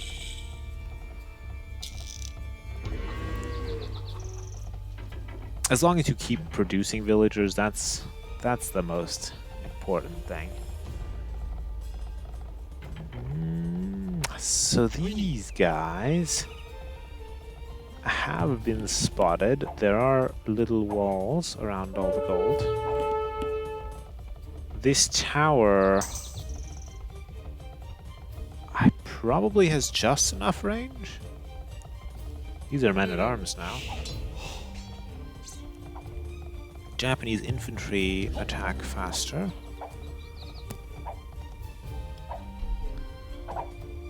Alright, so this tower can actually annoy the wood villagers.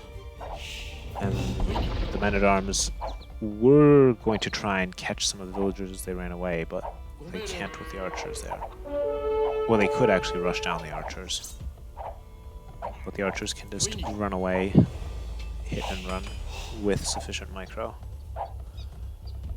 And Grey, well, Grey can collect wood somewhere here for now.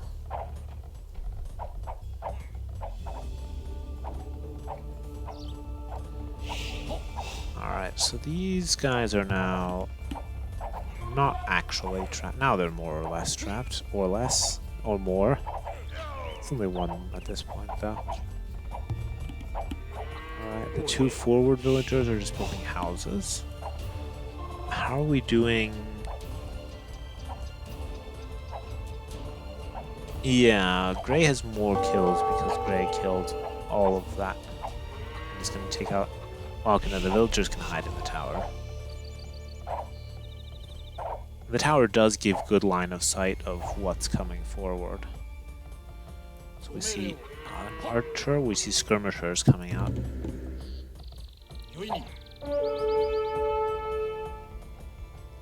Players can, in fact, click on this to see tower range. I can click on that to see tower range if I went to the options and turned it on.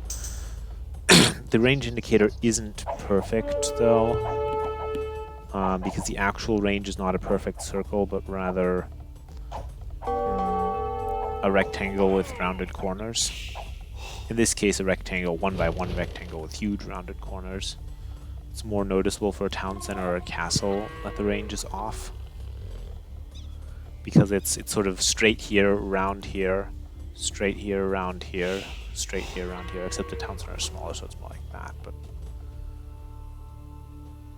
it is true that this is now part of the game, and it does adapt to the actual upgrades of the building, which the original mods didn't do. They just need to get the shape properly done, which might not actually be... It can't be that hard, but it's also not completely straightforward. You can't just draw a circle. That's the range. That's what it currently does. You need to draw the rectangle with the circle corners for it to really be proper. Let's look at the situation.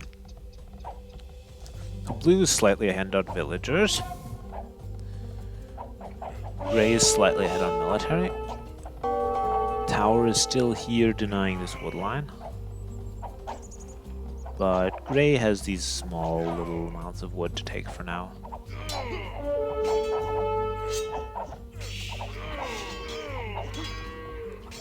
Alright, so Blue's army is cleared up.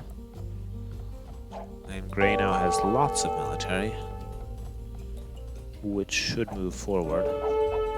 These villagers, they even built a mining camp on the stone, to build more towers. That's a bit ambitious without military to back it up. Or that a tower to back it up a bit closer.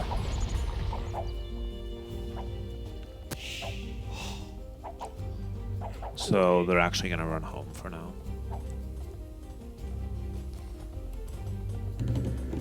See, second archery range here.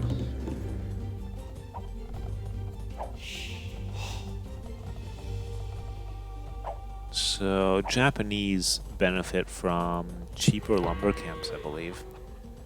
Less wood spent there, which can help when you're trying to maximize your archer numbers. These are going to go down. Numbers are everything.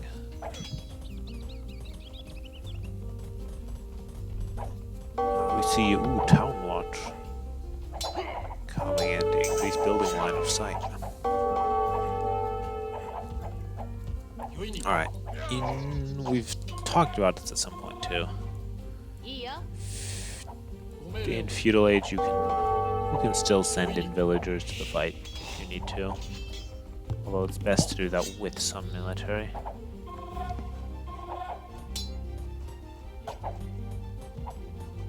It should be possible to make the range indicator properly. It will just... I'm sure they'll do it eventually. It's just one of those things that might take, 6 months, because the development cycle is kind of slow.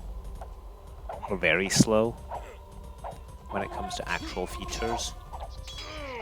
Like balance updates, they can come in a month or not fix if it's really critical, but something like this, like the inbuilt grid took a good 6 months before it was upgraded with the capability where you can choose how light or dark you want to have it set. And until then it was just dark and oppressive, and that took a long time. Alright, we see tower going up there on the defense. What's the overall situation looking like? Villager counts are even. Military counts aren't too unbalanced. Tower will go up, so that will secure the gold. Meanwhile, on this side, Gray can try taking down the tower, because without murder holes, the tower can't shoot at its base. Because at some point, Gray is going to want wood from the middle. Meanwhile, this tower will secure the gold. If more villagers go in here, the tower will actually do more damage.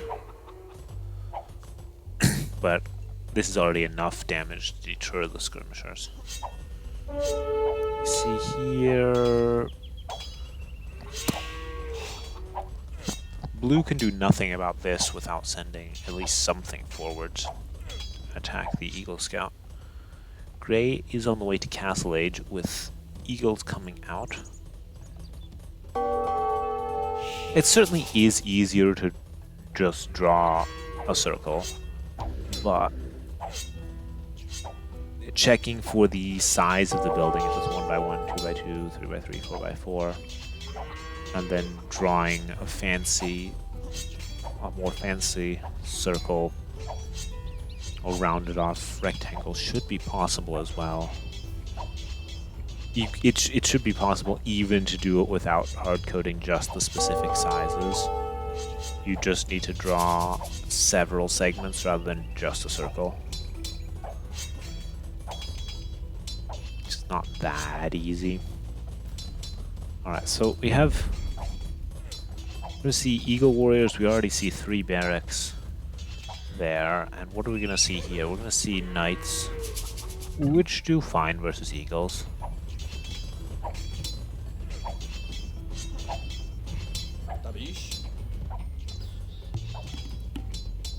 And if Blue's paying attention, Blue will see the upgrades coming in for infantry and will know what to expect.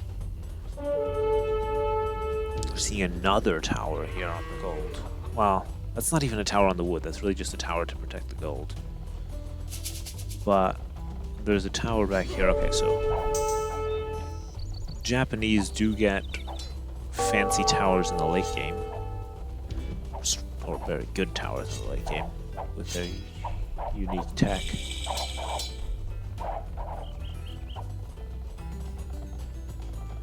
Right, we're seeing lots of Eagle Warriors out of 4 barracks. We're only seeing Knights out of 1.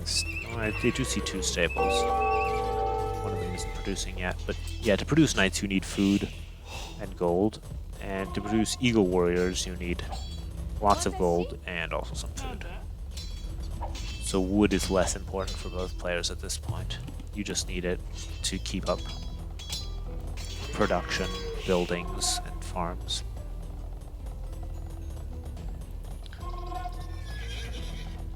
Shot it.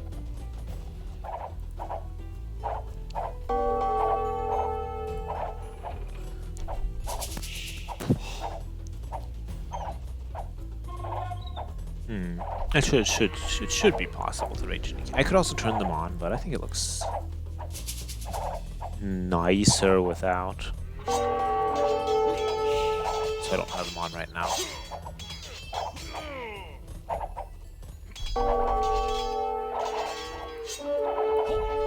Oh, there are a lot of Eagle Warriors running around. How much damage have they done? Not much yet. KD is actually perfectly even overall. There's some Knights there. Alright, so we see Gray getting a speed upgrade. for infantry, but blue can also do that for knights. Huh. Oh, that's the town center. Yeah, that's why this is important that this goes up. So, let's check on Gray. Gray is now taking out the house, took out the tower before. Has some pretty safe gold in there. And is still running around with lots of eagles here.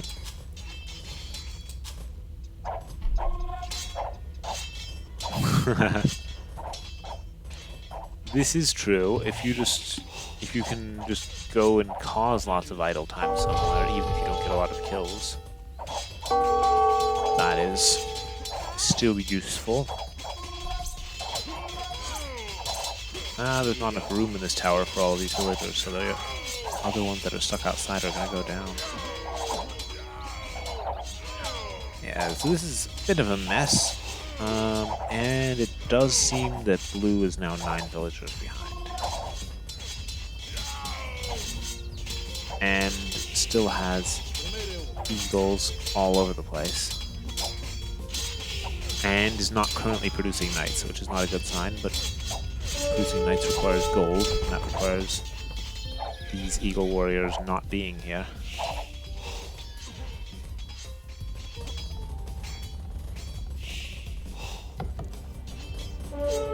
So, currently Gray is still on 1 town center, so blue should be able to recover with the extra town center, and that is happening. The gap is closing again. But the eagle warriors are still running around. And I see 1 gold miner right now. There's gold there. Blue just isn't getting much gold right now. Getting lots of stone. So that looks like a castle. That looks like a last-ditch castle coming up in a moment. With 2 town centers, though, the villager count is essentially even again. The military count isn't looking pretty for blue because Gray denied this gold for quite a while.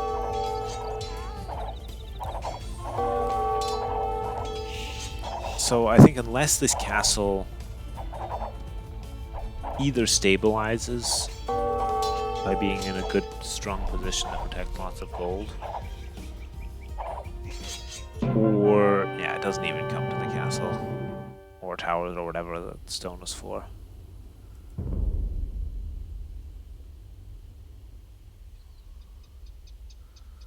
Because here, once again, we have 1 gold miner who's forced to run away, and the rest of them are all hiding in the tower, and without gold, you can't produce enough knights.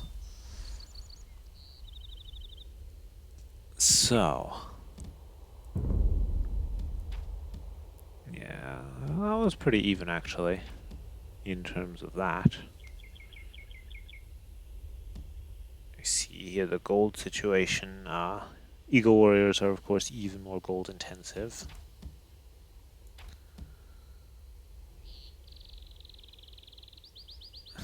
One relic, but...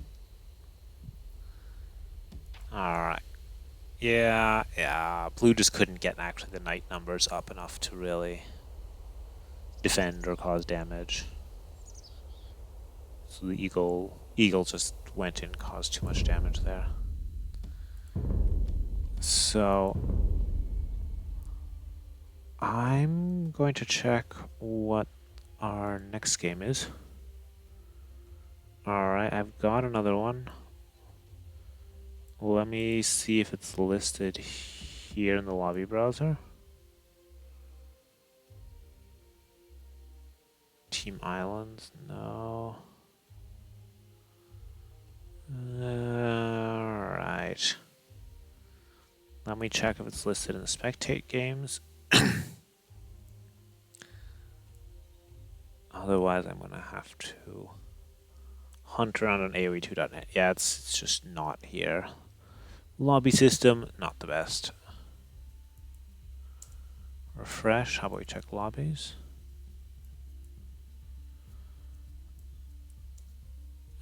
if we check here, no WDC matches, ongoing matches, WDC.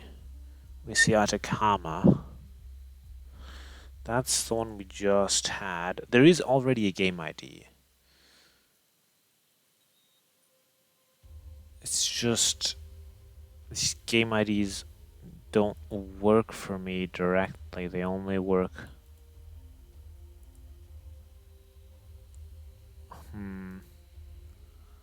Alright, let me try if I put in the game ID here. Oh, I saw it briefly. Come back. I saw it popped up for a second.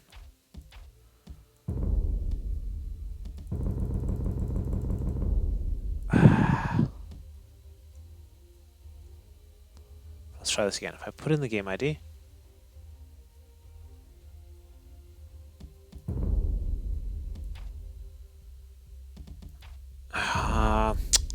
Come on. Let me try. Pasting it in just never works for me. Let's try this. Open link. Yeah, no. So the lobby exists. I just once again can't see it. Typical.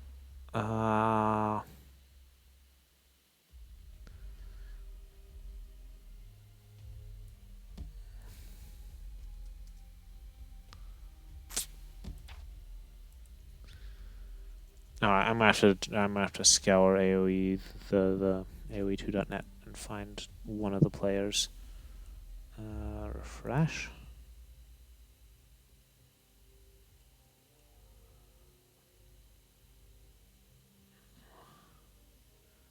Alright, I see it. Alright, should be able to find it. 6 minutes ago. We're gonna have to continue right where we're going as soon as I can get this thing to work. Okay, cool. Yep, found us the next match.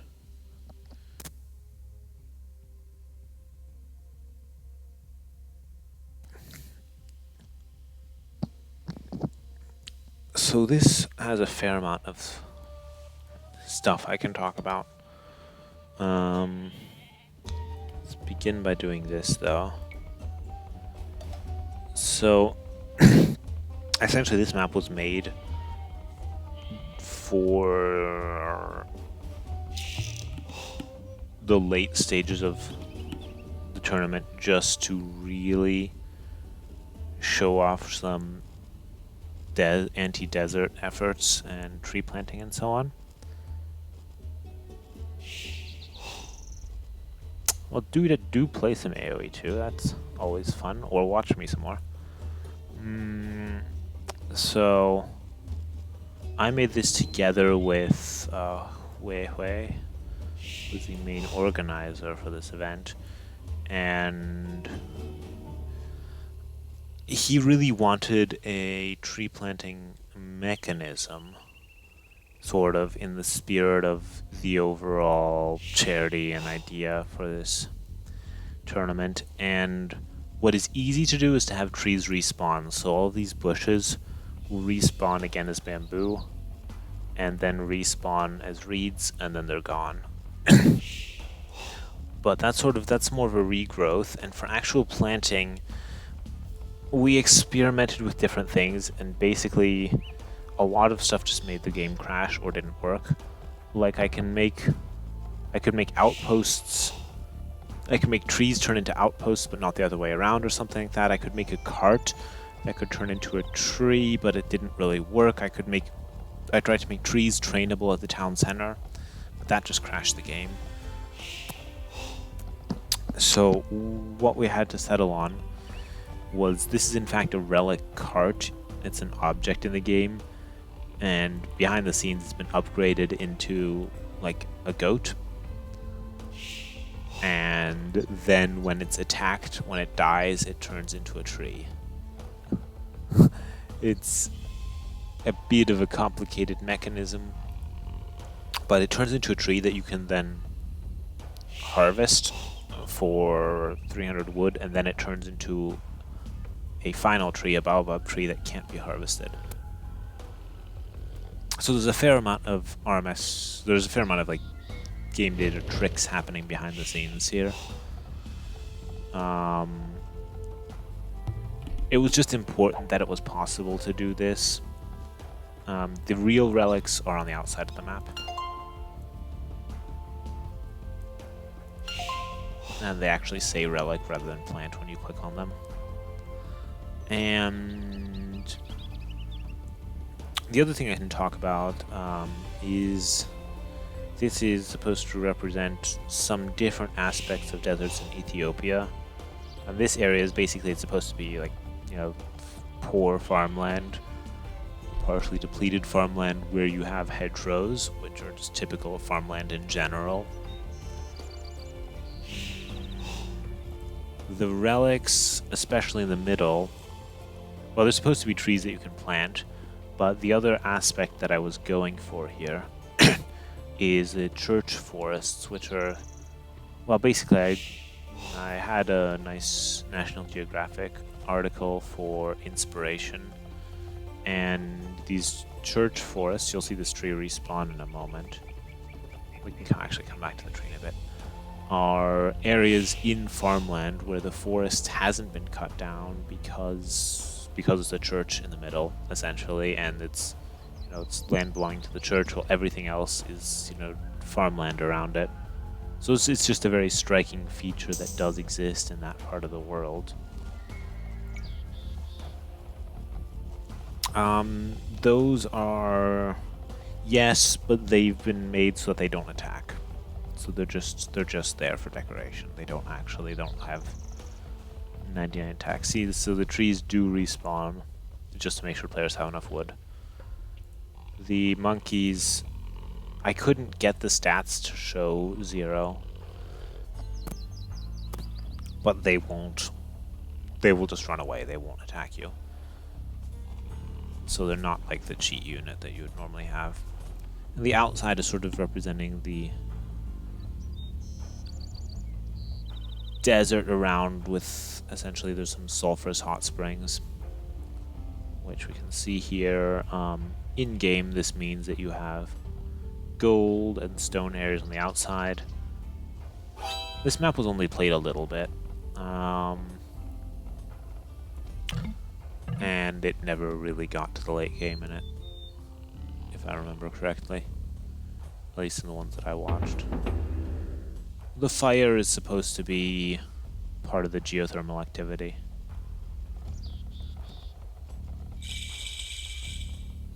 We'll see. Let's see if any of the players. So far the players have just put their lumber camps on the wood. That makes sense.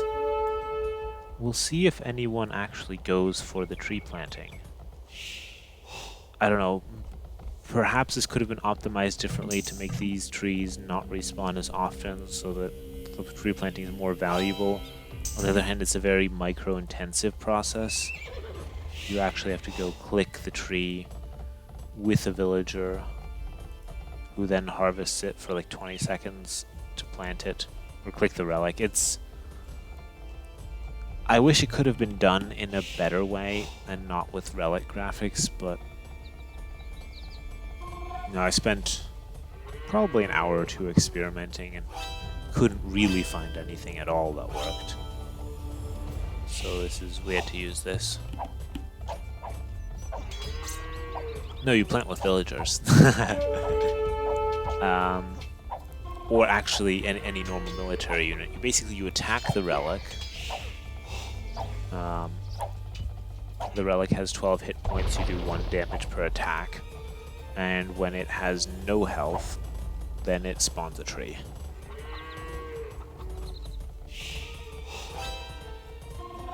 It's a contrived system, but it does allow you to actually plant trees. It would have been cooler even to have, you know, some way that you could bring a cart somewhere that turns into a tree or so, but none of that worked. At least not in a satisfactory way. Well, like, it's possible to set the tree's train location to like a mill or a town center, but that just crashed, and then I tried setting. I trained like an ox cart at the town center. That works, and I tried making the ox cart when it dies turns into a tree, but then that refused to work. So I couldn't actually get it. But you can. There's a lot you can do. You can just change the train locations of units in general. I guess I should talk a little bit about it. So I think this was a set map. Pretty sure it was. Yeah. So we have Persians, Ethiopians, Chinese, Berbers, Chinese, Ethiopians. That's just a lot of standard archer and cavalry civilizations, as usual. Players can actually go for this to get extra wood. They haven't needed to yet. Maybe these bushes are worth too much overall.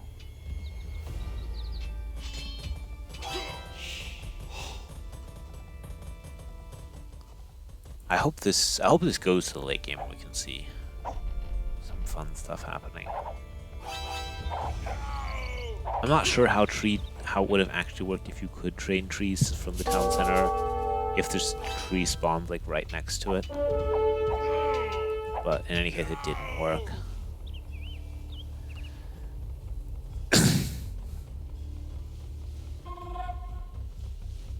Yeah, so in the very first game where it was shown, we saw one team go for it heavily because they hadn't checked out the map enough to realize that the normal trees respawn. I think maybe I shouldn't have made these respawn as much. This one has 0 wood, which means it actually has like 0.5 wood or something left in it, rounded down. But because the trees respawn a lot, there's less of a need to do it. It is a good late game source of wood, and that was the actual idea. Something that you can do and that it's possible to do in the spirit of the tournament, but that it's not, too heavily impeding gameplay.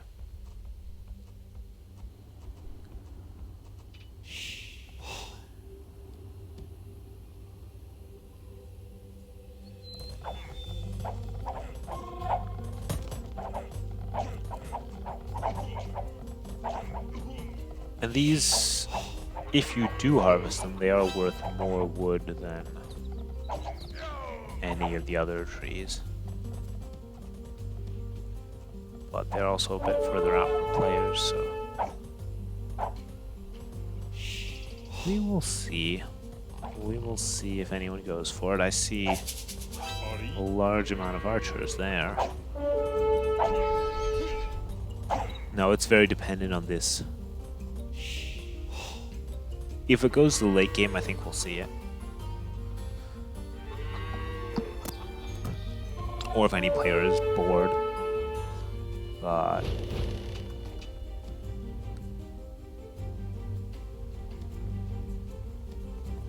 this is a big army here. Where does Teal has a few units there?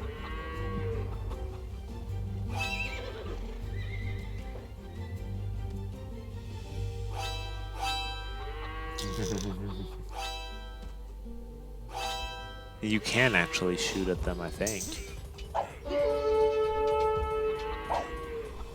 It looks best with the villagers because it looks like they're sort of... Well, they use the shepherding animation. But it sort of does look like they're building something. Or planting something.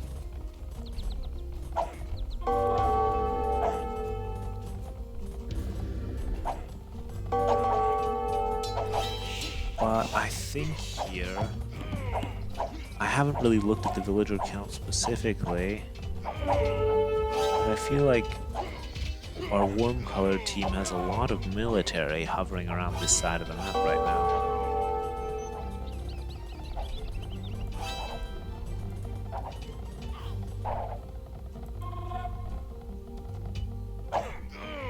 I'll see if I can find... Check in a moment.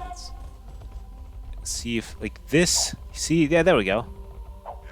This player just made an Italian pine tree. So this player just built a lumber camp, and all of these Italian pines are these relic trees. There's another one, and there's the last one. So yeah, we are seeing it being used to create a nice wood line here. So we'll check on this later, and you can see what happens there.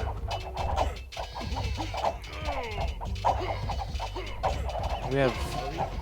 Well, actually, let's check if anyone else is doing that. I'm glad I caught that. That's good. Salon? Oh, this player has a long walking distance right now. No. It's about planting trees, not blowing up trees. We'll check back in a moment there.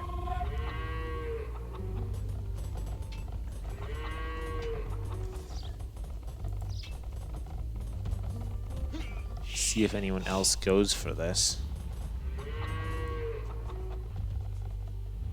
Alright, so red still has a couple archers there. Where were we? Where did we see that happening? It was happening here, wasn't it? So when this tree is fully harvested,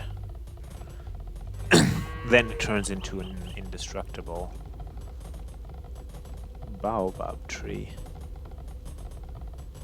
Because it's supposed to be about planting trees and not turning everything into desert. Although that one doesn't... that's an unfortunately a very dead-looking baobab. But that's the general idea. Let me just quickly see. Archer there. Villagers here. Players going to Castle Age. Yeah, blue could go for these. Are any of these? These are all just normal trees. It takes a bit of micro to actually, but you can sort of shift queue all of them if you want to do it quickly. Where were our baobabs? They were here. Alright, we'll check back later. There should be more of them here. I'm glad we got to see some of that. It's a gimmicky thing, but it was in the spirit of the overall tournament, and that's why we made this. And it's also fun to try out what you can do. There is a lot you can modify, not much of it has actually been done. There's not that much experience with it. See if anyone else goes for these forests. Like if you do go for it, it provides a nice density of wood all in one place. So there's at least some purpose in doing so. So far only one baobab here. Nah, that would be mean.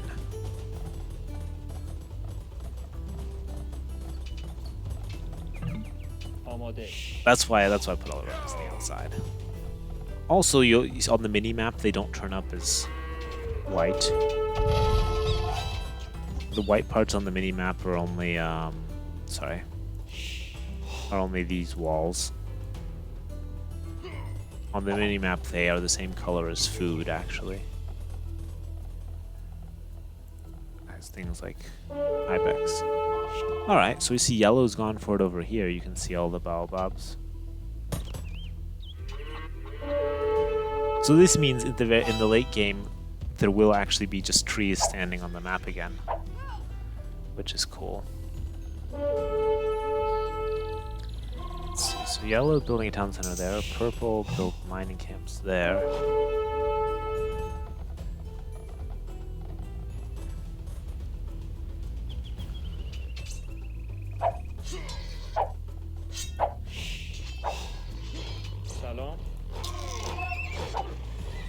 Jaguar.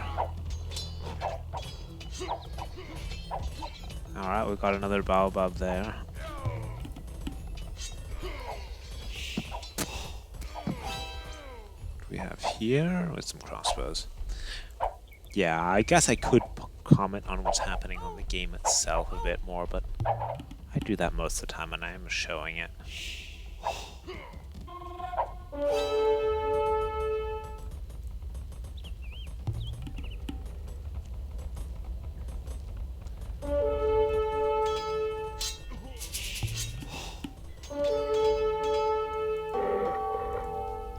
Meanwhile, yellow. Well, yellow can still chop down those trees, or can go build a new lumber camp.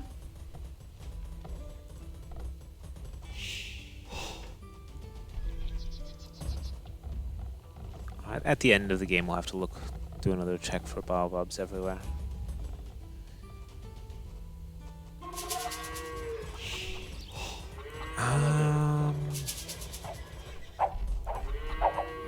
Everyone's in Castle Age. And I would say the villager counts aren't horribly unbalanced. Looks like blue does have a lot of military out on the field. It's of course another very open map in a series of very open desert maps mostly.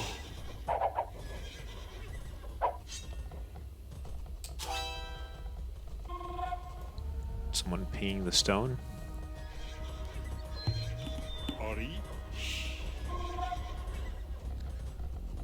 Let's see. Alright, we're gonna see more baobabs popping up here.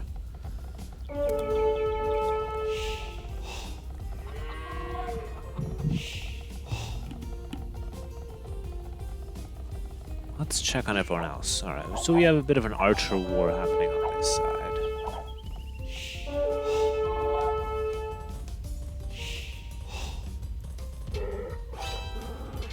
Teal running away after seeing the purple is already in that corner. Blue's running for this corner. Green's running for that corner. Alright, this army is now re-engaging.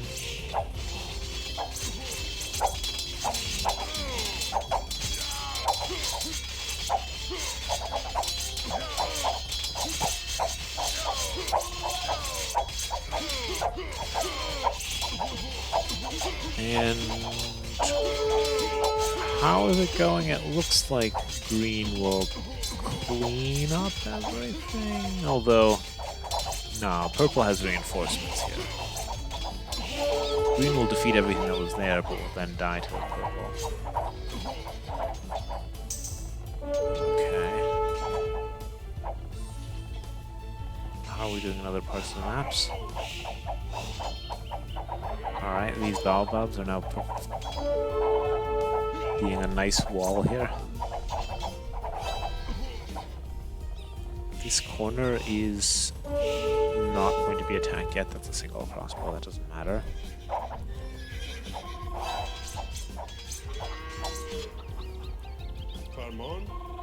Is anyone making any plays for the middle? Green is. You don't really need to, but it does provide more wood and more map control. Yeah, see, so normally these units, they would be Furious the Monkey Boy and they would attack you, but they're just here as monkeys. We couldn't name them just monkey as well. There's still more experimenting that needs to be done with a lot of these possibilities. Alright, the knights go here, take out a bunch of villagers, and I see yellow resigned. Okay, so we can look at the post-game situation here. You can look at the villager counts here and see that our cool team has a lot more, but a lot just went down here, for example. And we can see, did anyone else try planting the trees? I don't think so. I think it was just yellow. I think it was just yellow who did that. With these here... Oh, yellow and red, I guess. Yellow. Red did this one here.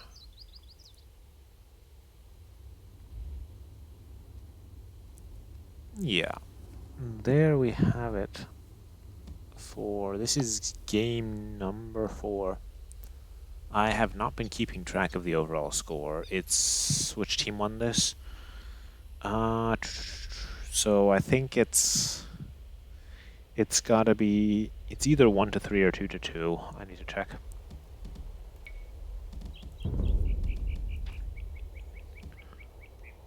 Which means in any case that we have at least one more game.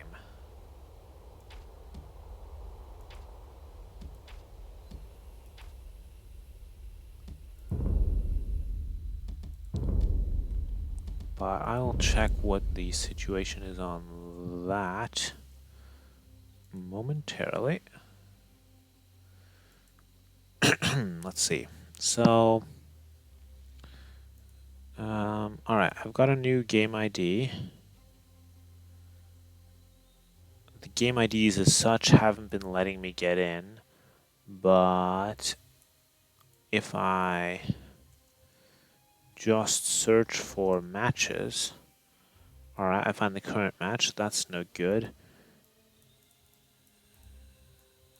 If I just search for that, I find that as well.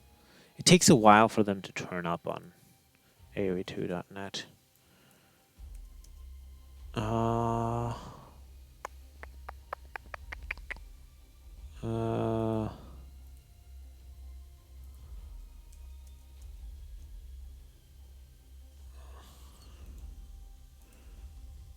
Cancel. Alright, so they do have the next game now.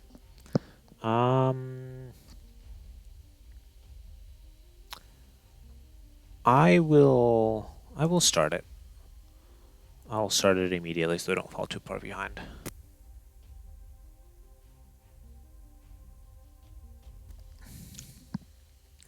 So PAG was the set map again. So we got it from the map pack once. This time it's a set map. So players will be doing slightly different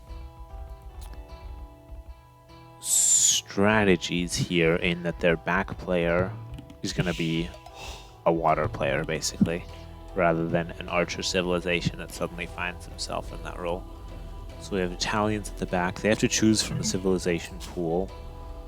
So we have Lithuanians, and in the middle we have Byzantines and Celts. And we've seen essentially this matchup, or very similar to it, several times. Celts for early game aggression or like late game siege in the middle. Byzantines for, well, defending the middle and stalling the middle for a long time. While Italians in the back for water control and Lithuanians in the middle for cavalry and also to potentially snag the relics or help out with water if necessary. So we've got sort of this inlet here. I was trying to avoid this, but it's something weird with the land generation that I can't fully do.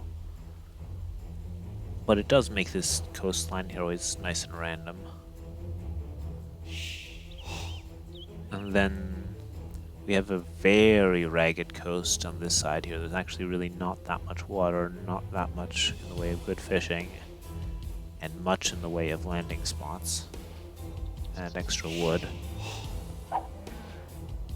And walling the middle, well, blue could do a very conservative wall here. So could red. This area here is very wide in the middle, but it'd be hard for either player to contest it, probably. And now I have a bit of downtime where I could think about, well, on this map, there isn't much I want to improve. One thing I want to do is make sure, loosen the spawn restrictions on the berries so that, because there are occasional times where they spawn too far away from players. And I don't want that. That's the main thing I want to fix. Yep, we see both rear players docking the left side. And we see both middle pockets docking the right side, both Lithuanian players. And we see both players in the front not docking.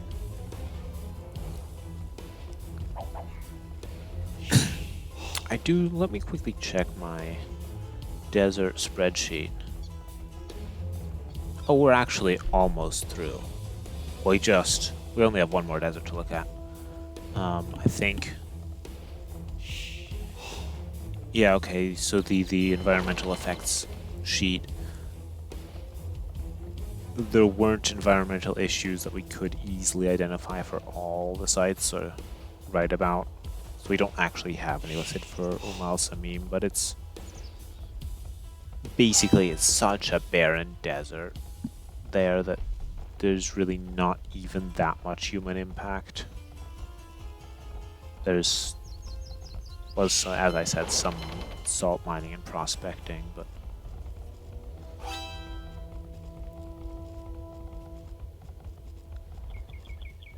I mean, a lot of deserts are just actually inhospitable. You wouldn't really have a huge battle. And front players focusing on land, well, we actually do see, so Celts for the faster moving infantry.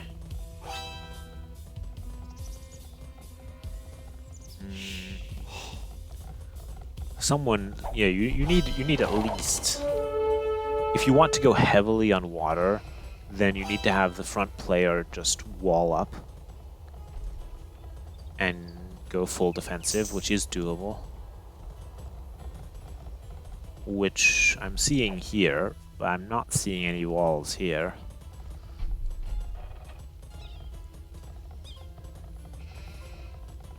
Oh, and it's actually the same player who was red on the last time we got this match. He's gonna be here again, and he's gonna have his base overrun again. Likely. We'll see. Might end up crumbling again.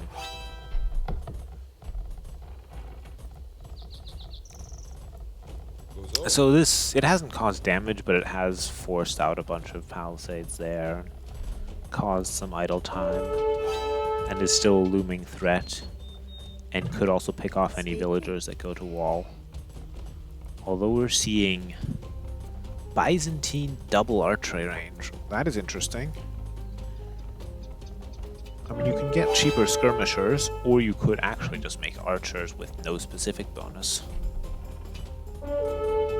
Well, you can have archers and then you mix in some cheaper skirmishers, perhaps. If your opponent also goes archers. Although, are Celts particularly good at archers? But I think at this point, blue is not planning any further military. This looks like blue's going to go to Castle Age quickly and then do siege.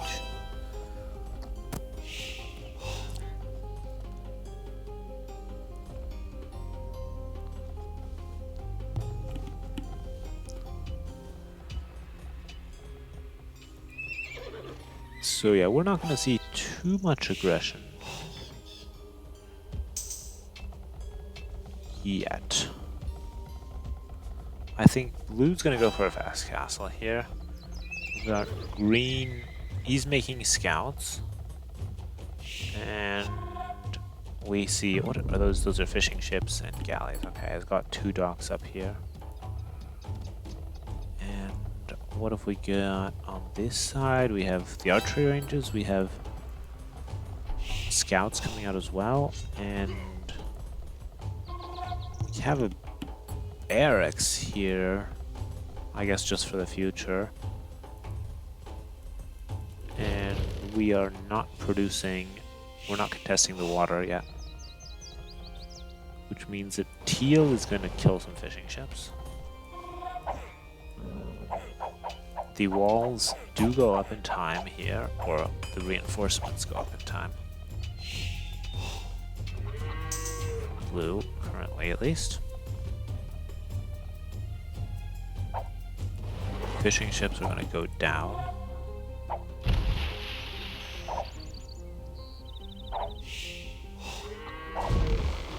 Yeah, purple is just losing all the fishing ships. He's gonna go for archers eventually. But it has lost the water currently. Blue is taking the role of super defensive extra walls.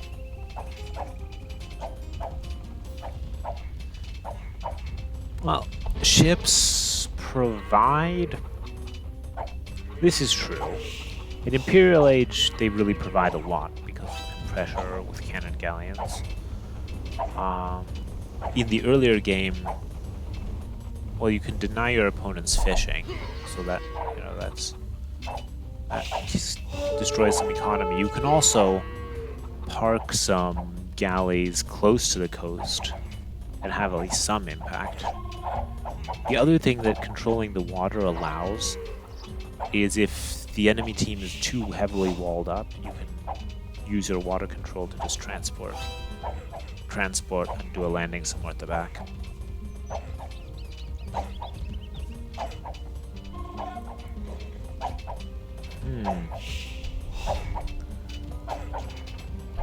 Yeah, blue. He's in a bit of a pickle here, I would say. Maybe green scouts are enough to clean this up. Maybe they are, actually.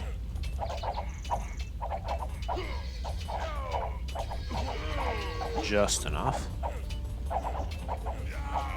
But they're alright. Well, that palisade comes up just in time, I think. Yeah, okay, there's no hole there. Alright, this is once again secured. Red now walling. Yeah, okay, that's fine. Now let's look at the ship situation. Yellow is running down some fishing ships. These are hiding because green hasn't built water stuff just yet. Meanwhile, purple has some fire galleys there. Yeah, but teal has 1, 2, 3 docks. To purple's 1 dock.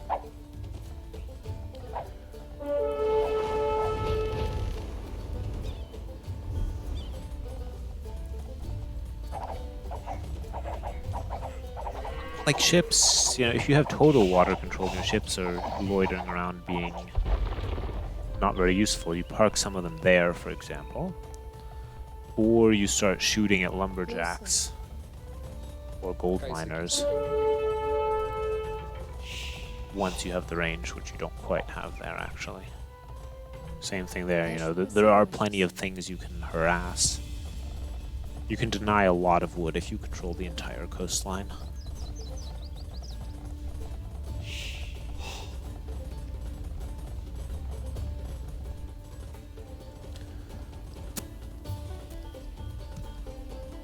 Alright, see Castle Age.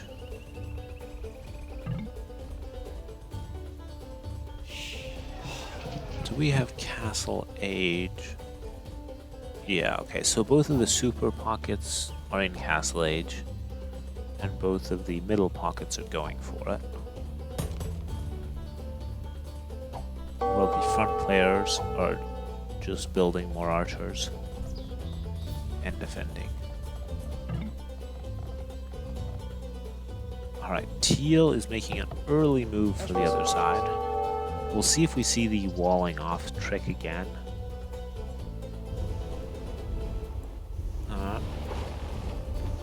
Looks like yellow is still managing to raid these fishing ships. Meanwhile, yeah, teal is controlling this ocean. So green's getting up a dock now as well to maybe steal the relics or get some fishing ships out. And this is what you can do with controlling the water. You can sit here and cause attack notifications.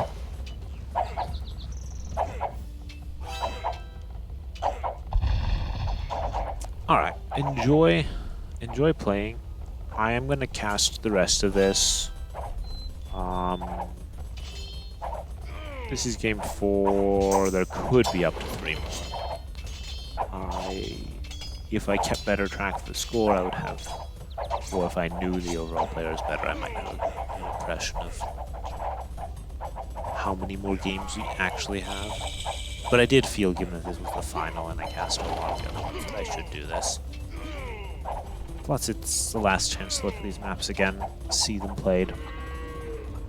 Which is interesting for me as well, because then I can then think about how to improve or do things differently in the future.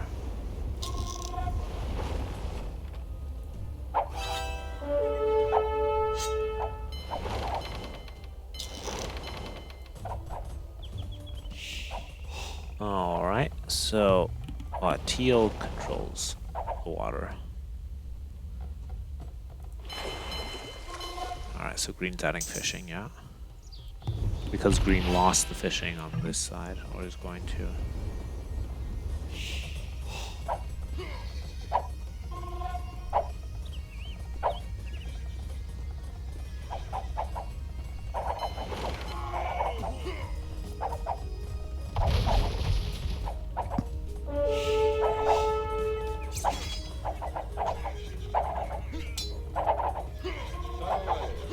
That is all 6 armies, actually.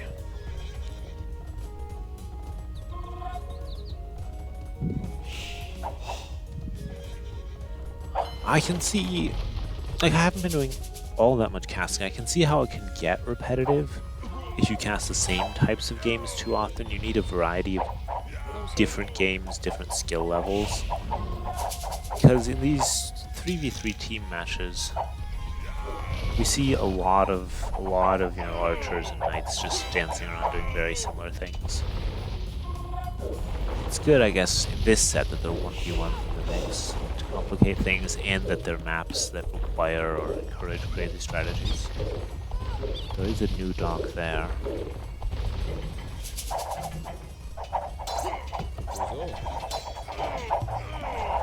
And it looks like cool colors have pushed in a bit here into red space.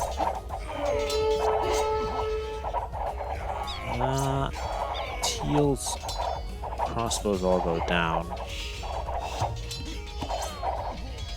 So green, yeah, it's gonna have to retreat back a bit as well.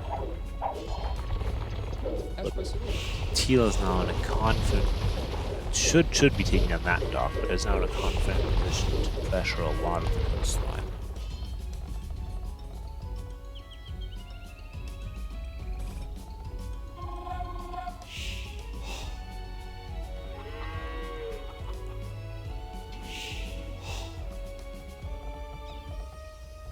Let's see here.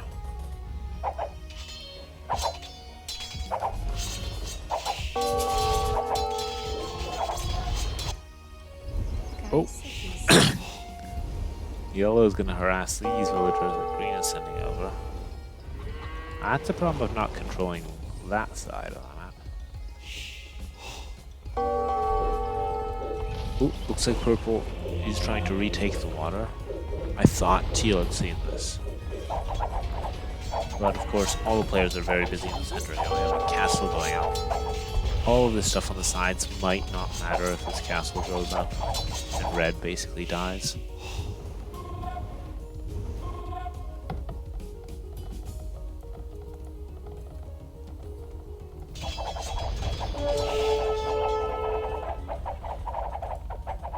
Yeah, because red, this team once again hasn't gone for the side. Red doesn't, well, red is doing an exodus now, but this whole coast isn't safe.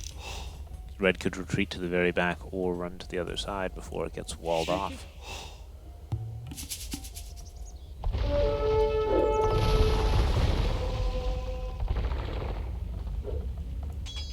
Alright, castle went up. Yeah. So I think red is stuck in feudal. And this town center better get some repair bills on it, because if this goes down with Castle Age in it, that would be most unfortunate. And I think that's what's going to be the game-ending thing. If this town center is going to go down, red is going to not cancel, or maybe just cancel it just in time. But I mean, just also the time spent. Like this is over for red at least. This is being walled off, as last time.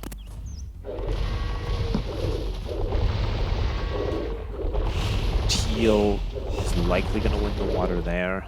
Let's build a dock here to pressure yellow. And is on the way to imp. Green is collecting the relics for the Lithuanian bonus. And this castle is still sitting here. So red's basically abandoned this area fully. And it's going to try to rebuild here, but I think this is very much over.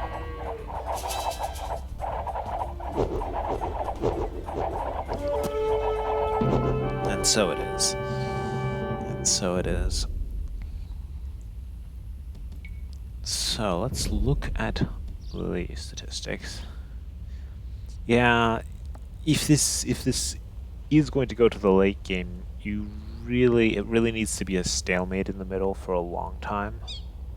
Because usually when one team pushes through the middle, that then decides it. The sides are useful but aren't critical enough that they can overcome not having the middle. And especially if you haven't gone for the sides as well, then a push on the middle is just game ending. Or if your Castle Age TC goes down.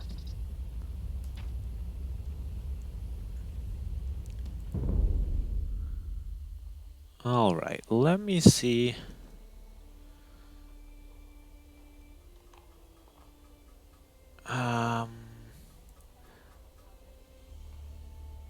I think that was game 5. I think this might have ended 4-1 at this point. I am not 100% sure because I wasn't paying good attention to the actual scores.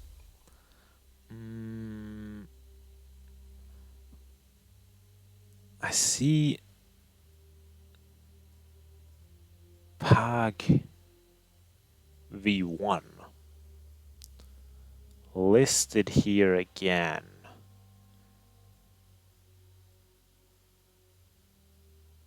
Are we doing a restore or something, or is this gonna be the final? All right, I'm gonna take a short break and figure out if we have one more game, and I will be back in a second. I also need to go pee, but we'll see. I'll see what the situation is, and let me just give you some music while I wait.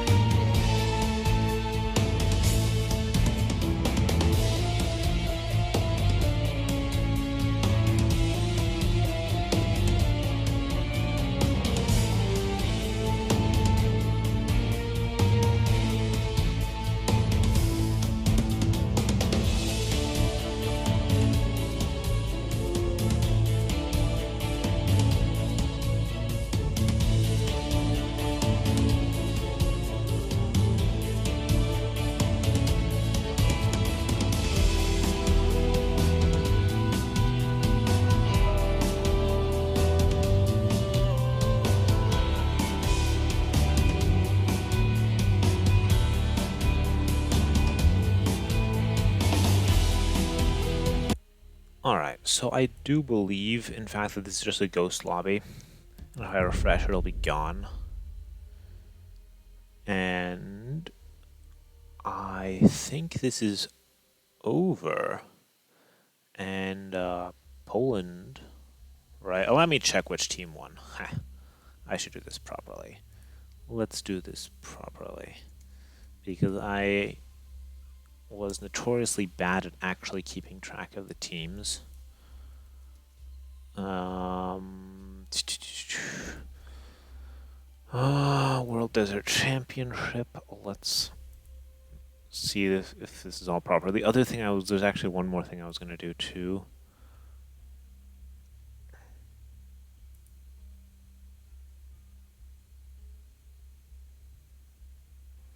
It shouldn't be over yet.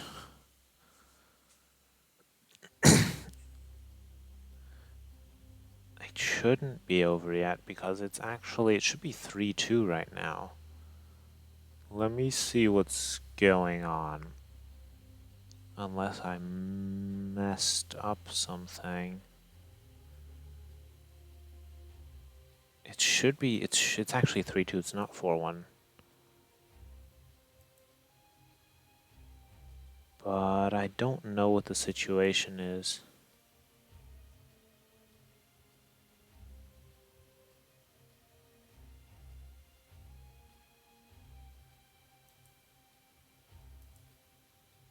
All right, let me figure out what's going on. Actually, no. What I'm going to do first is we have another desert to look at. We can look at the Thar Desert in India and Pakistan. That's sort of that dry region there near the Indus, I believe. And what do we have here on offer in our selection of our environmental issues? This doesn't look like a very healthy ecosystem. So this is dye from local factories. That's water pollution right there. But yeah, basically agriculture, a lot of water use, and a lot of pollution of the water that there is, which is of course problematic for the agriculture as well as for the ecosystems. So not included in this PDF are a couple of the maps. Let me just bring this up here. We'll do like this. I can just, we'll do a bit more talk about that. So, for the main event, map list, Arctic Circle, that was Disco Island, Atacama. So Danakil isn't listed in the PDF because we added that later during the event. But of course there is a video about that talking specifically about it. And the main issue there would just be deforestation related to agriculture, but also the efforts to reforest to prevent the encroaching of essentially the Sahara to anti-desertification efforts. There's actually a big effort in Africa to plant like a belt of trees on the southern fringe of the Sahara to prevent it from expanding any further into agricultural regions. Gobi, we talked about Halabo, we talked about Karoo, talked about Bromo and Nagapag. Painted Desert, we didn't specifically talk about. Essentially, it's similar to the Sonora, southwestern U.S. There are issues with water usage there, mainly. The actual areas of the Painted Desert, I mean, part of those are in nature reserves as well, but overall in that area, there is, some mining, some like extraction of mineral resources, but it's and plenty of grazing, but it's water usage in general in that part of the country that's relevant. Then Kizilkum we talked about. I believe we talked about the Simpson Desert. I think we talked about all the other deserts. For the Sand League,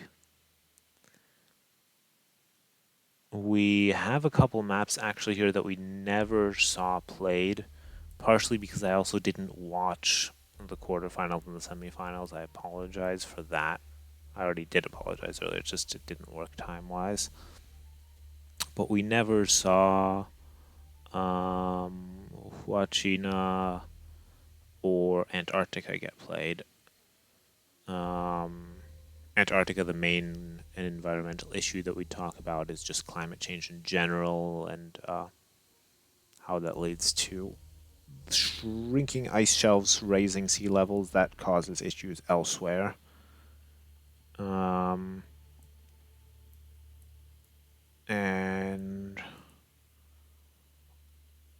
Huachina is a small oasis in southwestern Peru. So we can essentially probably, I mean, it's an oasis in the middle of a desert. And it's essentially a desert there as well. I could show some pictures, but I don't know about any specific environmental issues, but there are probably some things there with water usage and or just it looks very sandy, that specific desert. So there's likely not been recent deforestation, maybe on the fringes. Alright, now let me hide our PDF again and let me check one last time. Alright, we have our next game. Perfect. Because, as I said, we actually did have more games. So, let me see if I can find it in game. Let me see. Refresh.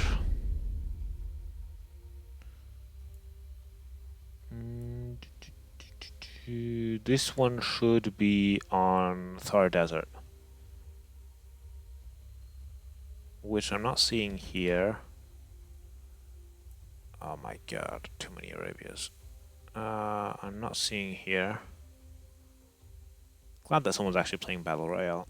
So, let me see if I can grab a working link from AOE2.net. Thar Desert. WDC Sand League. Let me check matches, ongoing matches.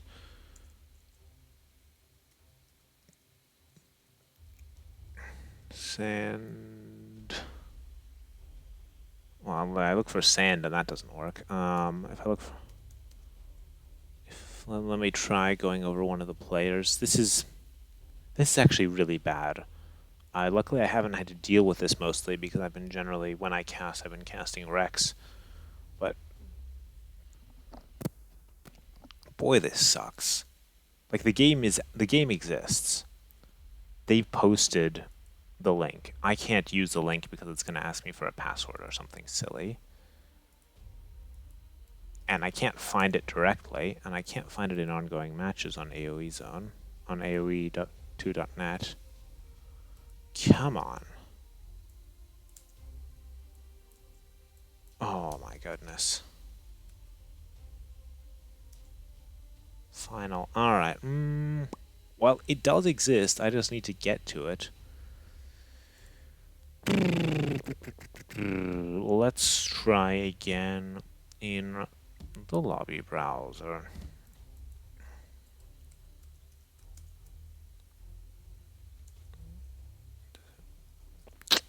No. If I try here. No. I need to wait for it to show up on AoE2.net.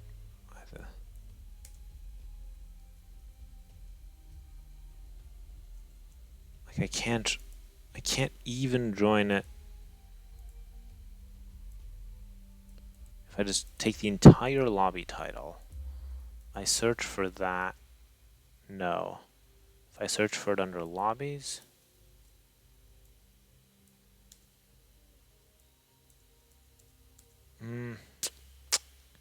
yeah, we're just gonna have to wait until I find it. Or until Or I can try clicking on the link again. Maybe it'll work now.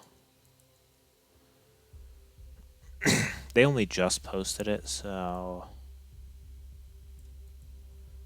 maybe the game isn't running out. It was good. It gave me time to talk about the remaining deserts.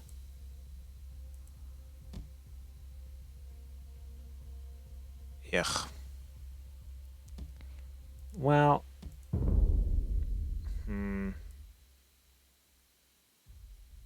refresh.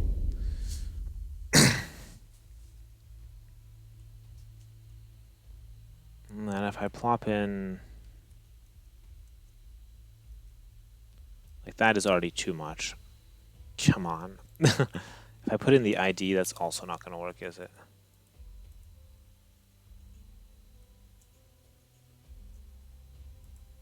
It's just, this stuff never works. Sigh. I guess I could play music while I do this.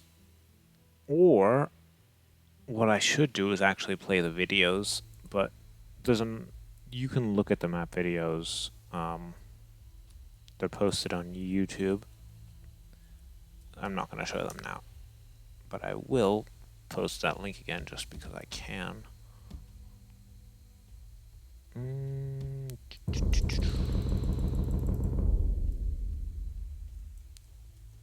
Oh, this.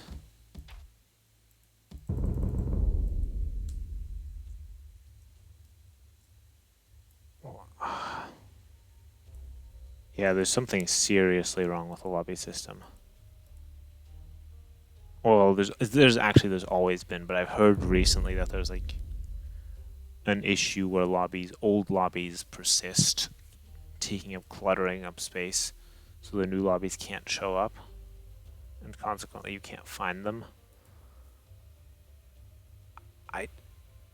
There we go. Finally. Yeah, AOE2.net is just taking a bit of time, but it's on AOE2.net, so now I can...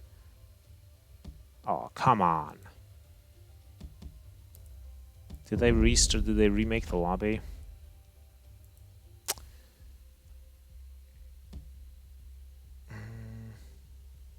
There, alright, okay, maybe they had to remake the lobby, which means I should get a new ID.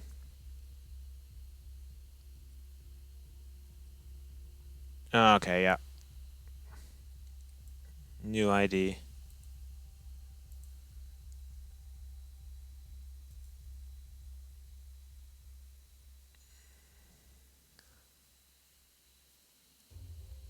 That explains things.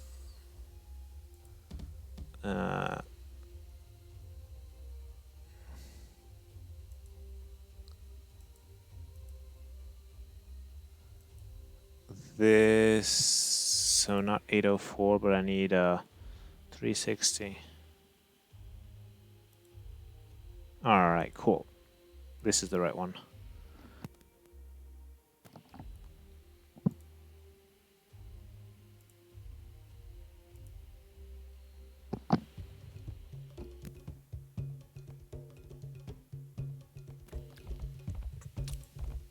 That was a bit of a struggle. But we are in. This is the desert that we just talked about. And... well, you can sort of imagine it with, a couple... I think in real life it's only one, but it's basically a semi-dried up river leading to the ocean. And the players are in a line.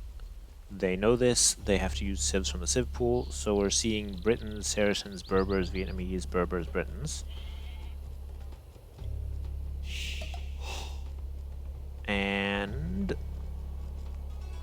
essentially what is interesting to look at gameplay-wise on this map is, well, for one, if and to what extent players go for water at all. There is some fish to be had. Not an excessive amount, but not an ignorable amount. So usually we'll see maybe the players closest to the water docking. Let's see, we have Vietnamese, Berbers, Britons, and here we have in this order Britons, Berbers, and then we have Saracens. This wet sand terrain is sailable by ships, which means they can get a bit of an elevation bonus, but more importantly, it means that ships can sail all the way up here. However, because this is like a beach, and you can wall beaches, players can also just wall off the gap. That being said, we haven't seen major water plays. Usually what we've seen is that these exposed woodlines and exposed resources become a magnet for archers, and we see our typical archers and knights play, with one side pushing through in Castle or Imperial Age and asserting dominance at that point. Players, we do usually see some plays for water, but it's never, you know, huge navies sailing around. And in the late game, players can retreat back here to get wood, to set up trade, and to mine the gold that's back there. They can also push out to the sides to secure additional wood. Yeah, so issues-wise, what did we talk about here in this desert? Well, basically just there's a lot of pressure to use the land for other things. We saw the polluted river with the indigo dye in it. So yeah, just generally we have man-made issues with pollution and so on. And agricultural use, that's actually a big issue. Like, people in an actual desert, like a conventional desert. Well, okay, let's talk about this. What is a desert?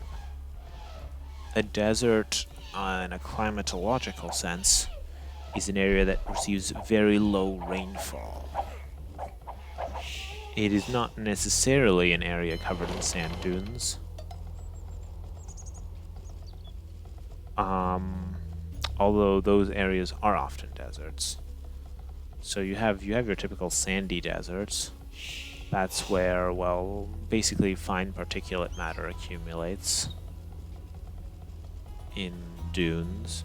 But you can also have high deserts, basically cold deserts, where you're at a high altitude, but there isn't much rainfall, so those are often rocky. You can just have cold deserts, period, where you're somewhere where it's not hot, but the rainfall is still low. That's why Antarctica is actually the world's largest deserts, because it doesn't snow there very often. It's just mostly because it's too cold for that even. It's just, there's very little rainfall overall. So depending on the type of desert that you have different environmental issues. The actual fights against desertification, the actual agriculture, much of that happens in like grasslands, steppes, savannas, near deserts. What you do have sometimes is places where essentially cutting down all the trees to build ships or for firewood leads to an area becoming desertified, or cutting down trees to have grazing land. If there isn't enough vegetation, well, okay, so it doesn't necessarily, like the rainfall patterns don't necessarily change there, but the fact that soil erodes, that plants are less able to grow, leads to what we call a conventional desert, where, interestingly, we have two players docking here. Also, only here we have the pocket docking, where vegetation has a tough time. That's usually a byproduct of low rainfall, is that vegetation has a hard time because plants need water. And if agriculture taps all the groundwater, for example, then there might be even less available for just native plants, which leads to less of those. which means that the soil is less fixed in place, which means it can erode more, which reduces fertility, which results in less plants. And also when there are less plants, the plants evaporate less water from their leaves, which means there's less humidity, which means fewer clouds form in the area too, possibly. And all in all, it's a cycle that reinforces itself and gets worse, which is also why you can fight encroaching deserts by basically planting stuff, because that prevents the erosion, prevents the fertile soil from being carried away, might make the areas a bit more humid, or increase the moisture overall. So now that we're in feudal age, we've had a bit of aggression, some skirmishes. What I find interesting here is we have seen the flank or pocket dock before, but what I find particularly interesting is here we have only the pocket docking and docking here instead of here. So that will make the dock less likely to be spotted, because players will scout along here. It'll take a while for someone to scout over there, even if they see the fishing ships.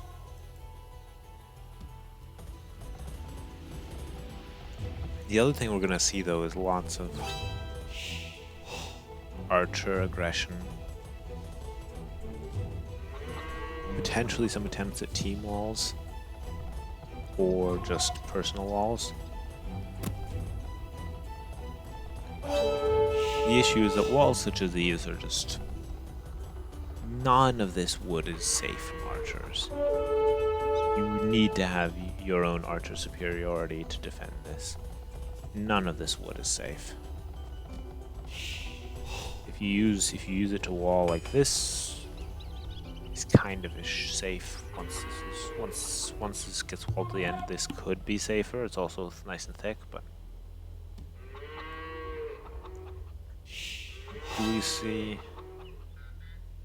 we see very few plays for water because the center is very open. And yeah, this is what I was talking about. Basically, your wood, all of your resources, unless you go for more ambitious walls, everything is vulnerable to archers.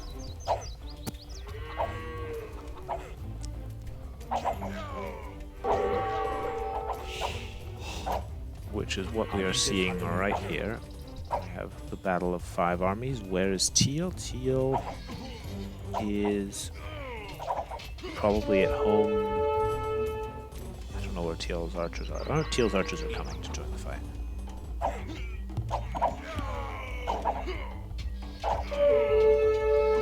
Alright, blue is cleaned up. Green is gonna run. Teal is gonna cause some damage at the front. That's at least 2 villagers that went down. And probably another one, yeah. And another one. Solid.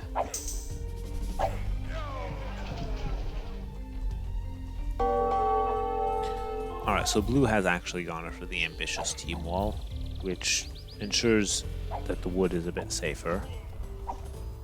Unless there are a bunch of holes everywhere. But in general, that's perhaps the better play, despite the associated idle time. Either that, or you just need to have enough military in enough places to secure everything. We see 0 attempts at water aggression, but I guess that's good. Like, we didn't want water to be game-defining on any of the maps. It is a desert championship after all. So that's why on none of the maps is it absolutely essential to go for water.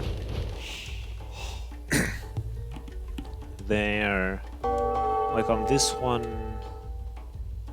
you'd have to be pretty aggressive if you don't go for water, because you are missing out on the food. But for example on Pag, water is kind of important, but if you really pressure the middle, Here you can force through even without water control.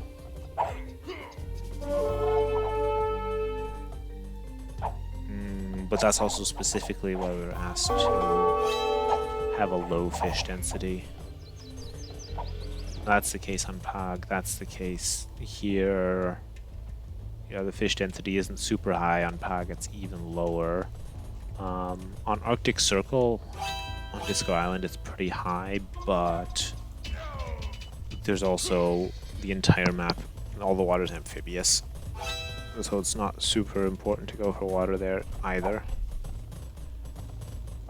And the actual idea is that you could dock the ice and do ice fishing with your villagers.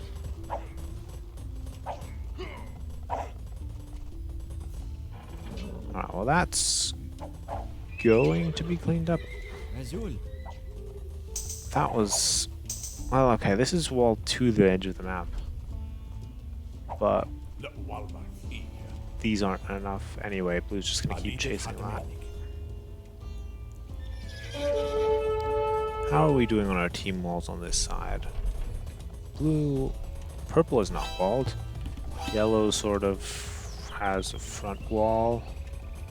Red has a bit of a wall. We have Castle Age coming in for everyone, already in for green. So we're gonna see those knights.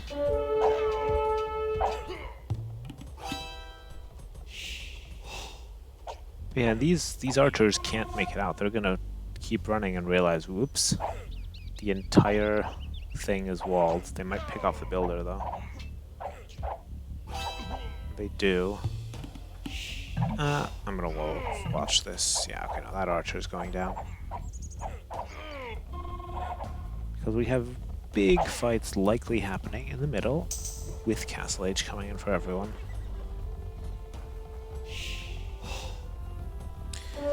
The issue from a map design perspective with water is that you usually put fish on water. If you didn't, that would be a whole different story. And there are a few maps that do that. They provide water with no fish. The issue there then is that players, say, what's the point? And rightly so. You could invest in landings, but that's a whole lot of wood. Otherwise, it just adds to the map layout, perhaps. But with fish, the thing is that it allows you to expand your economy in Dark and Feudal Age when you're basically limited by your town center, by the fact that you only have one town center. And the town center can only produce villagers so fast and can't produce any when it's researching the next stage. But if you have a dock, then you can essentially expand your economy. You're not producing villagers, but fishing ships can also gather food. And you can just expand your economy at will without having to wait for extra town centers in Castle Age. And that's why going for water on any map that has it, or going for fish on any map that has them, rather, is something that you should generally do.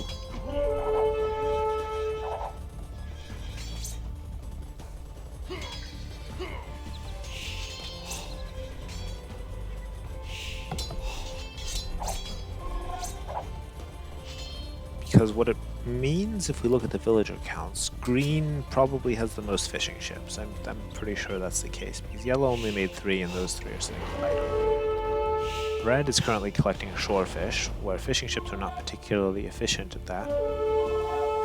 While green has a good 6 fishing ships collecting deep ocean fish.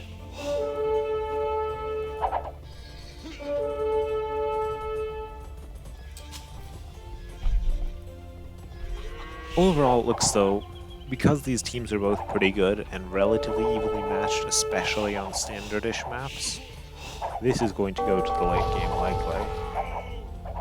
And sure, this is a lot here, but actually green doesn't have that many knights. It doesn't have that many allies nearby right now. Although, actually no, that's fine. Teal's numbers aren't looking so good, but green and blue together can take this. Where green now is going to pick off the reinforcements. That's a good fight to take. At this point, though, teal, alright, is coming in as well. Alright, we're gonna have a big engagement here. Teal is just a little bit late to the fight, I would say. Because you don't want to have a 3v1 happening there. You want to engage with as many of these as possible.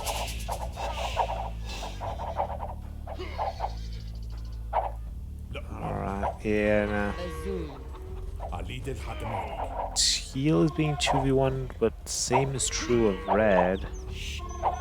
Yellow sort of needs to dance back and forth. Green really doesn't have the numbers.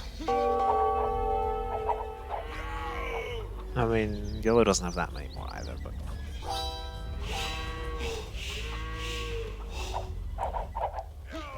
like, essentially you don't want to take a fight here that's 2v1 ever. Or 3v1.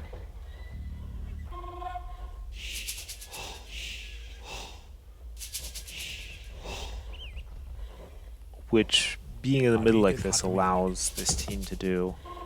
If they push in a certain direction, they have a short window to do a lot of damage while they outnumber their enemies. We also, from some players... oh yeah, we're seeing the first fish trap there. Huh. You know, at some point, one of the games was how players just build a bunch of fish traps and do a fish trap boom somewhere back there. That, of course, costs you a fair amount of wood up front.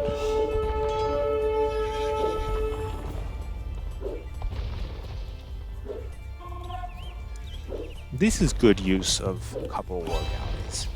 They can sit here where they're safe from melee units. They can harass lumberjacks, builders, military units, anything walking past. If they could, you know, if Green wants to respond, Green would need to actually research various things, such as war galley, to get at least fire ships.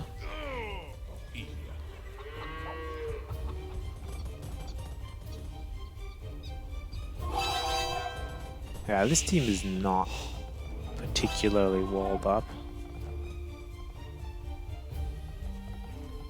but he is expanding over to this wood.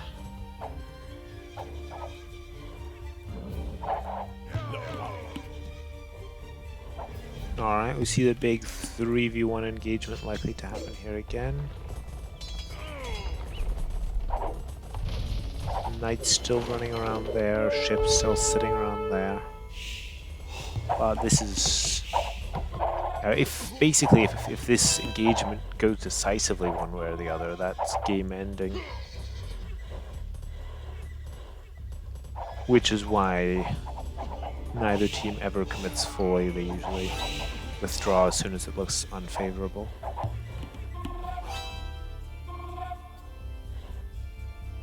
You see Imperial here for red. Coming in a moment. So these will be arbalests. That might encourage our southern team here to push out as soon as that comes in. Yeah, this, I mean, this just, even if it doesn't kill units, it provides great visibility of what's going on in the back. Alright, green is going to contest that though. Meanwhile, alright, red's upgrade is in. Blue and teal are willing to take it because they're standing on a hill. That's why they want to take this fight. They've been forced off the hill. And at this point they're probably going to retreat back to maybe that hill or even further back.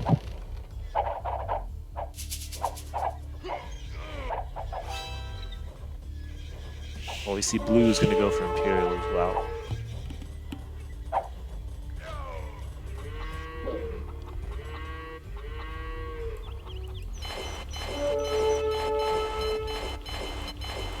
Green isn't producing anything out of here just yet. Probably busy microing this to avoid losing all too many units and villagers. Where is Teal? Teal's over there, which means that Yellow's going to push in this way. Red is diving in deep here, where Red can retreat out of this, but Blue's here. Green is... Ah, these knights have also broken through and are going to dive into the back. So Green's going to chase that, which pulls away all the knights from this fight, and it means that Blue can't take this unless Teal comes, but Teal is chasing knights around as well, I think. No, Teal is there, but Teal is retreating. To deal with the knights, maybe? Still retreating. That's the thing there, is like Blue can't afford to take this fight.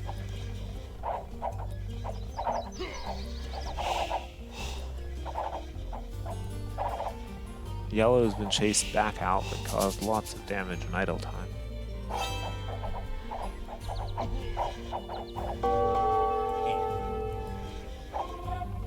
And Yellow's sitting there, could attack those villagers if he wasn't too busy looking at other parts of the map. Alright, Teal deciding to spend all of the crossbows to clear out these ships. Fair enough, but it means that Teal isn't there to help in this fight. Alright, Green has fire ships patrolling now too, though. So that pushes over on the water. What's happening here? In principle, our southern team has all of their armies here. They should be able to take this, but it looks like Green has greater knight numbers, because Yellow splits them up to go do things like that. Perhaps. You also have Imp coming in for everyone at this point. And it looks like Red just doesn't quite have the numbers compared to Blue here.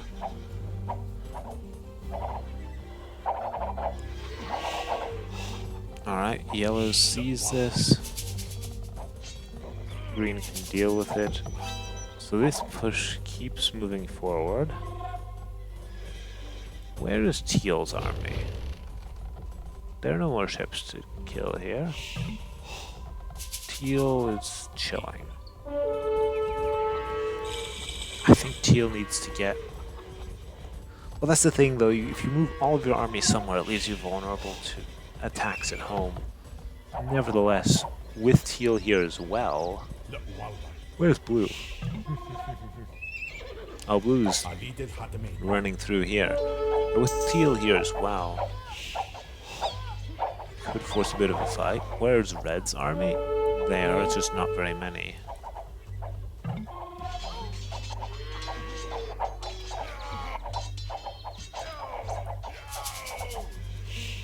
Yeah, I feel like Red is generally a bit of the weaker player compared to a lot of the others.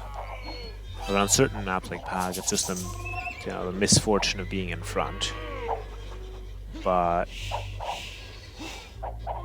here also, I suppose, maybe the heavy investment in war galleys could explain the lower numbers in the early Imp. But economically,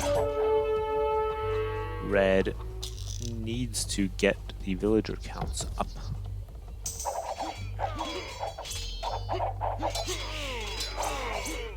Alright, so Blue was just massacred. Does Blue have an army somewhere? Blue has 22 military. It's building a defensive castle. We could actually see longbows in the castle, or maybe not, maybe just a range upgrade for our Blessed, considering the number of archery ranges that are going up.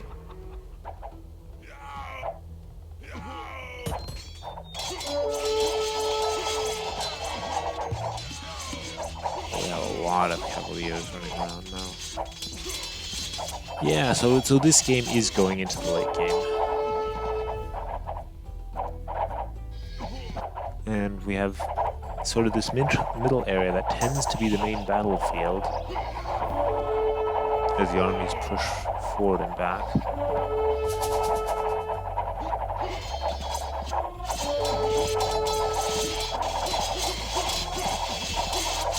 And I can't say who's winning this just from looking at it yet.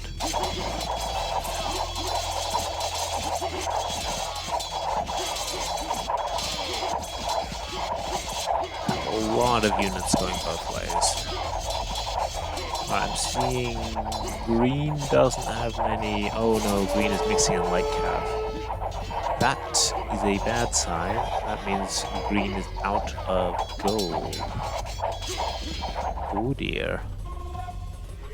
Yeah. Yeah, green is feeling a crunch for gold. It's always a bad sign when you have to mix in light cavalry.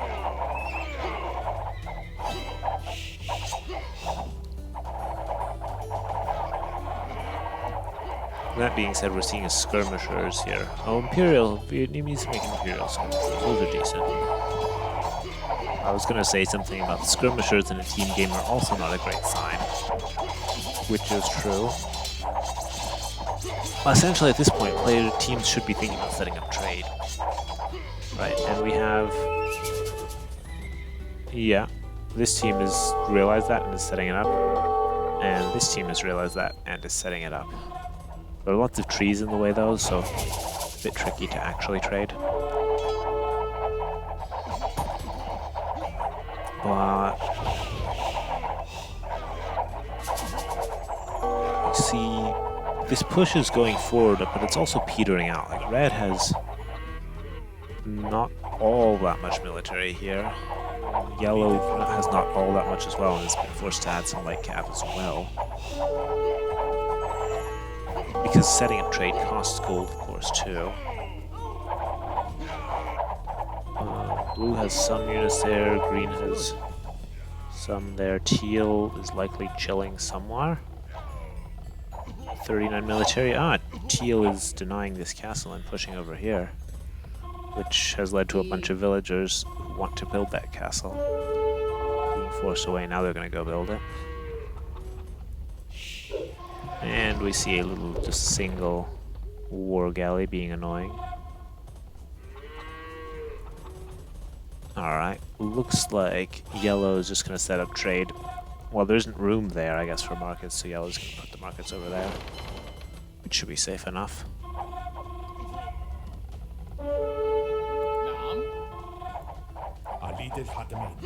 Alright, looks like teal is also mixing in skirmishers. So I think what we're seeing here is that all the teams are feeling a bit of a crunch for gold. We see trade cart production ramping up. Yeah, we have hussars in the mix here. Lots of light cav running around here, lots of skirmishers in for everyone. Like Imperial skirmishers I could get maybe, but in any case, seeing skirmishers and light cav means that the players are out of gold, and we're seeing everyone, or most of the players, queuing up lots of trade. So we're gonna see trade ramping up momentarily. Which means that this river will be great for raiding trade. Probably the same for this one here. Ooh, we see a big push here. Teal can, of course, just garrison the skirmishers, actually. Could have.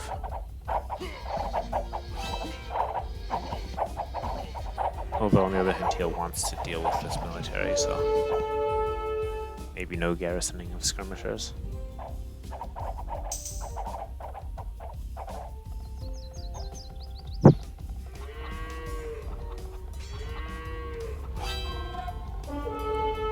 Blue has rebuilt this wall, but Palisades only, once the stone wall behind is up, that will be secure. Here, big fight here. We see purple getting another castle up, failing to get another castle up. purple doesn't have the units to support that castle right now. And it's going to go retreat to the castle for now.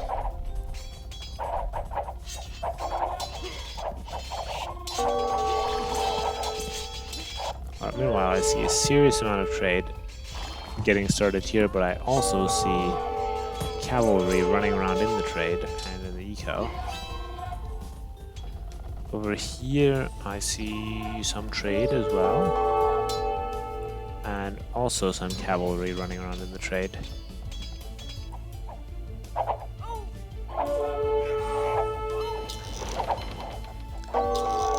Yeah, players are still trying to get their trade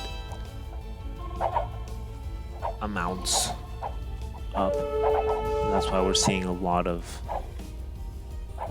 goldless units, such as skirmishers and hussars,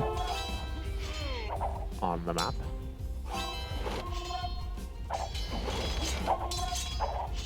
Where in the counter triangle, you would have skirmishers countering halberdiers, halberdiers countering hussars, and hussars countering skirmishers.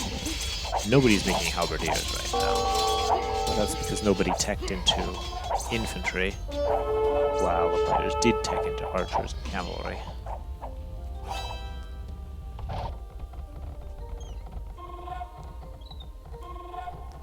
And as players chop the wood, the trade line will become more clear. We have red continuing to be an annoyance here with the ships. Because that's been pretty good value sailing up this river and just causing all that. This I'll even go down so red can pick off some more villagers. The castles here will provide defense later on. Oh, look at this! Red is going for a lot of navy. And even dropped a castle in the trade. Well, that's for the unusual strats there. Look at that. I mean, we have plenty of just normal raiding in the trade here with cavalry here, hussars all over the place, and skirmishers all over the place. But this is solid.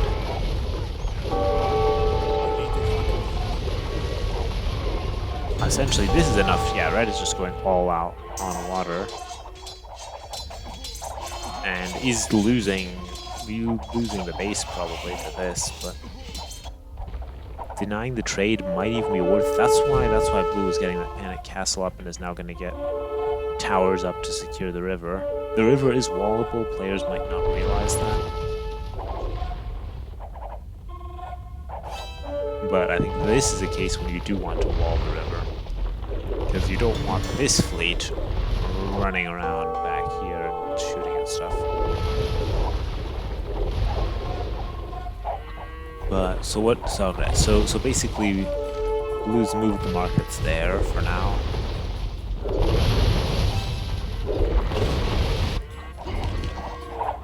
So the question really is, will that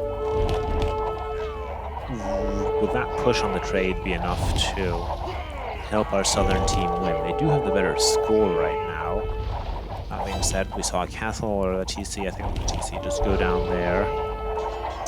We see a decent push here from Teal. We do see raiding. No raiding over there right now. We see some hussars in the trade here. We see yellows sending the next wave of hussars this way.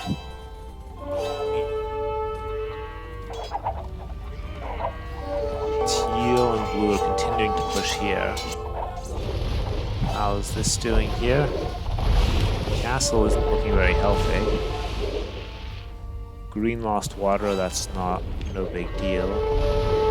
But if that castle goes down, these ships are going to sail upriver again. Plus with all these hussars in the trade as well. I mean, this trade isn't super secure either. You have hussars running around here. Defensive castles going up here. But this landing, this might have been game deciding.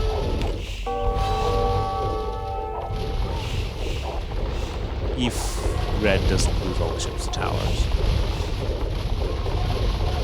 Blue was trying to tower, because towers are very effective against ships. But Actually, blue's forced to research. I don't know where blue is at dock. Blue probably somewhere back there. Here. Forced to go for navy as well. Because this, it denies trade going all the way to the end. And a shorter trade line means less gold per trip. Plus, it allows red to just continue pressuring the trade that way, shortening it further. Red's base is, well, a bit of a... You have the invisible farm thing happening again.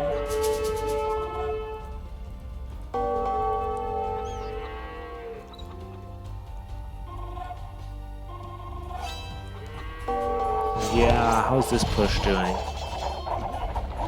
Looks like teal might get pushed back, but did manage to have a decent push here. And there are lots of reinforcements coming. Oh, I think this back raid here, I see another castle go up here. But red is now taking out more trade again. And is going to be raiding that castle.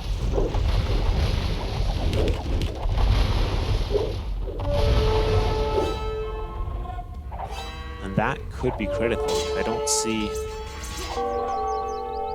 This means that the trade is just getting worse and worse. Worse and worse for our team here. For our northern team. So, unless they can make a very good push on this side, which is what they're trying, to their credit. We see archery ranges here in the wood line. But they really need to disrupt this trade more, or make some sort of decisive push. Or clear this up, which is what blue is trying to do. With some fire ships. And we see more fire galleys. Fast fire ships even. Okay, they're fully upgraded. Are they fully upgraded? I don't know. They are fast fire ships. If red just gets that market as well, and this trade line is going to collapse from being so short. I mean, it's not that short yet. Alright, the forward builders have run away. The archery ranges are in existence. Meanwhile, here, this push, I would say, is... The trebuchets went down at some point, but the push is not abated. But I think not enough raiding of the trade is happening for the northern team to make up for their shortened trade route. I mean, there are a few hussars here, but there's not enough. Not enough of this trade is going down. Although, I mean, this is safe for the moment. The vast amounts of fire ships are doing it. We see trade, no, heavy demolition ships. Okay. And all of these docks, or wherever they were, are red built docks there. Okay. This castle is still up. We do have heavy demolition ships, which I should keep an eye on. Alright, blue's now intercepting some. To decent damage there. Alright, this push is now getting to the point where it is actually killing yellow's trade.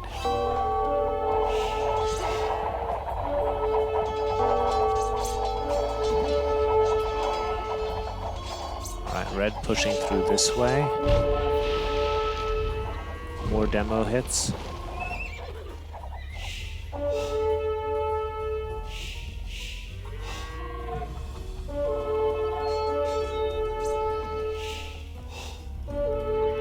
The red still holds this. So that continues to shorten the trade there. These archery ranges are all garrisoned. What a messy game. I didn't think it would go into the super late game, but that... It is good to see that. It is good to see such a crazy game. I see some attempt at walling here, but whatever walling villagers there were are gone.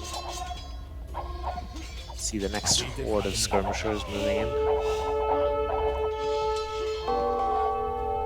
So despite the fact that our northern team has, you know, a short trade line, they've been able to make do with a lot of trash units, a lot of hussars, a lot of skirmishers.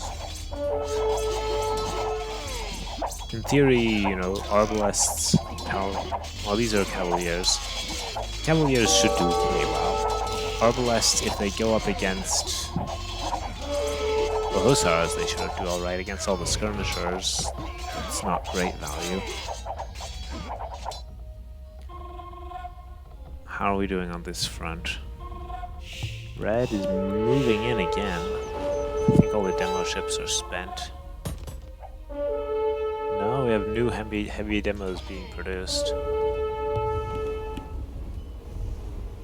Alright, Red is gonna sail up the river. So we have... It's nice to see the Navy actually making a difference here too.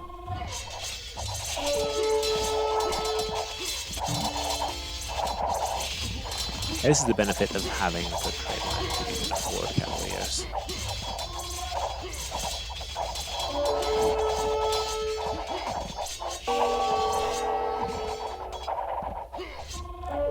And it would also, in this late game, you know, tricky gold situation, you would want to grab the relics if you happen to have a monastery or monks. Alright, Red's castle to deny wood is being pushed back. Actually, wood could be a serious issue for the northern team if Red had managed to maintain this. Because wood around the starting area is, of course, fully depleted. Look at this. Teal... Oh, there isn't, you know, wood on this side is actually... Teal's aggressively collecting this. No one else is really getting any wood here. So... Oh boy, wood is actually... Red still has lots of wood here. But I would almost say Red and Teal are the only ones with wood. And Red also secured this wood, actually. Wood is going to become the deciding thing, not gold.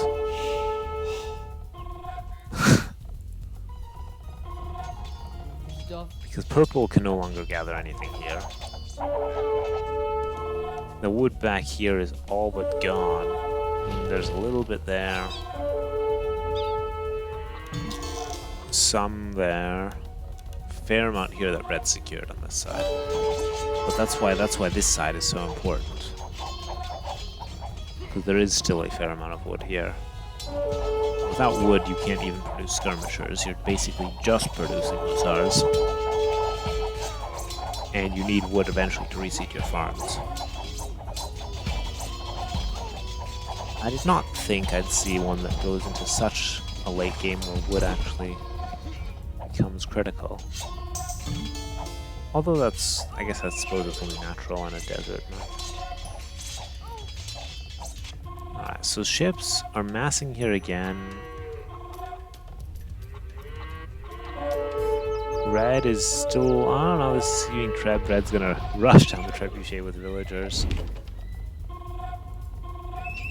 But for now, Red is still denying this side here. Blue's building lots of docks.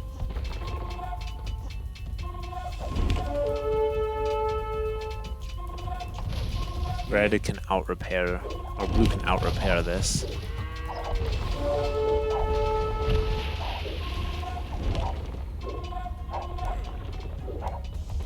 Oh, we see a Rattan Archer.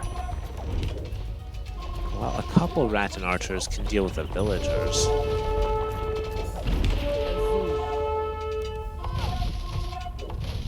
But I think this castle might go down. We'll check on that in a second.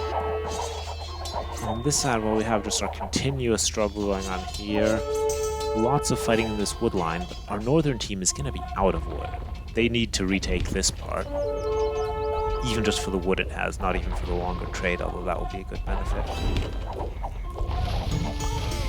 Let's see. The villagers are now going to go down to the archers, but the castle is likely doomed as well.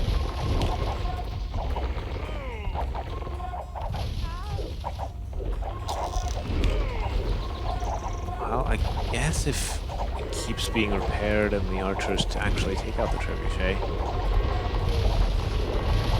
The castle is pretty low on HP. Castle's gonna go down. Alright, does red.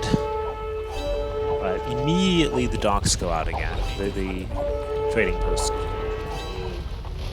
Markets go out again. Jesus. Casting too long today. But red, with a few Ratans, you know, all the villagers go down here, but these archers can at least stall all the villagers. Meanwhile here, purple managing to push up a bit. Teal now needing this wood. So the castles are going up to secure the remaining wood here. Oh boy.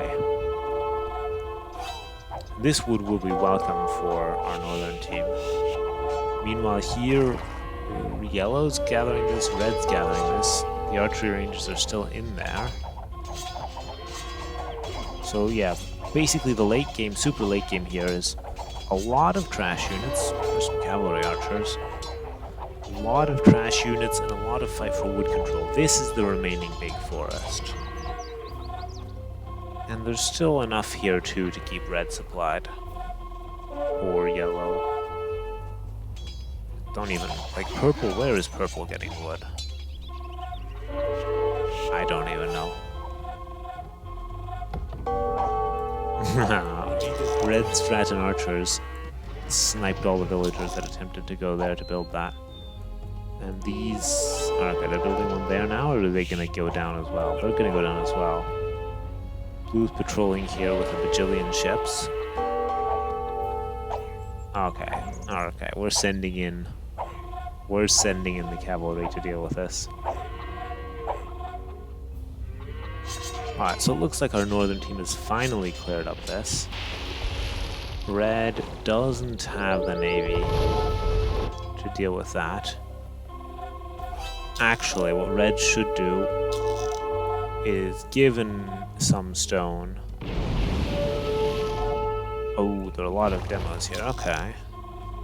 Probably, like, castle or wall this side here to prevent a counterattack. That fleet is dead. How are we doing over here? Some random raiding in the trade.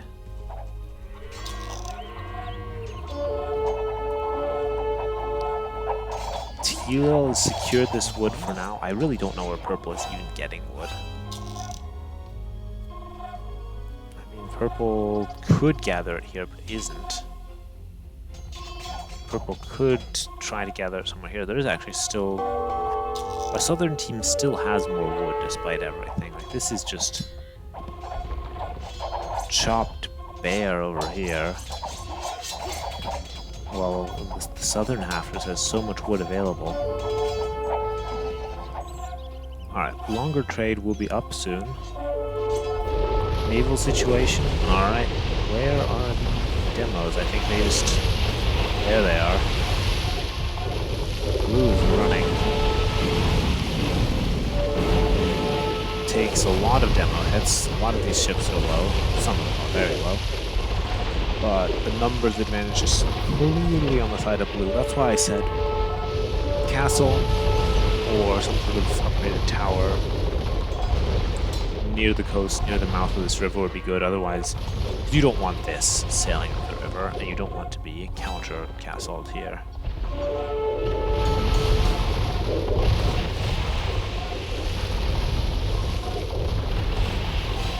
Or even just walling like that. The trade doesn't need to run right out there. How are we doing here? Wood is here, though. Oh, well, I mean, blue can now get a decent amount of wood again. Teal is just out of wood. What a crazy game. What a crazy game. Let me just type this again. Sorry. For information. Well, let's see. Yeah, so blue has one. see some hussars going to attack the ships. It's not enough, though. And now that is raiding the trade line. There would be a castle here or here. There's the castle.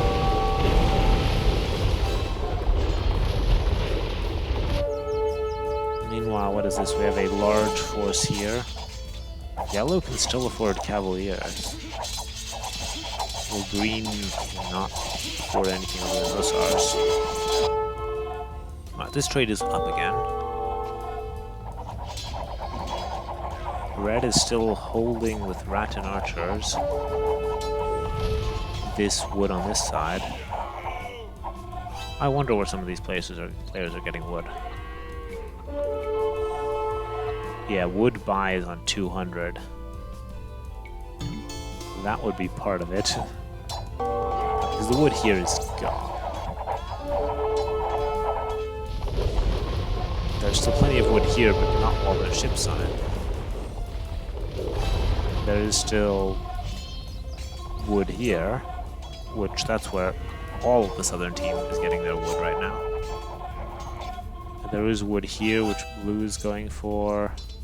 Green in his build doesn't really need much wood. Was getting wood up here. Or here, maybe. Here? I don't even know who's going to win. It's going to be who runs out of wood, I think. But we see cannon galleons. Well, that... At that point... That's when you don't want to have lost water controls, when you're going to add cannon galleons. Because this navy... Alright, red is not giving up water without a fight, because at that point castles and towers on the coastline are no longer as useful. But you really don't want cannon galleons sailing up the river. Oh wow, red. Whoa! Red has built docks in every available space. As said, this could be walled, but cannon galleons could break through the wall there too. That castle's going to go down. Trade line here for this team has been shortened. So that's sort of a bit of a revenge there. Alright, there's actually no wood here on this side anymore at all.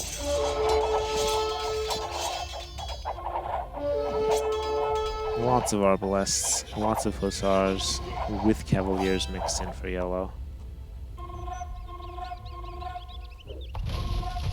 Alright, blue's gonna cannon galleon what he can. Red is rebuilding naval numbers massively. I somehow hid this thing here. Let's get that back on the screen.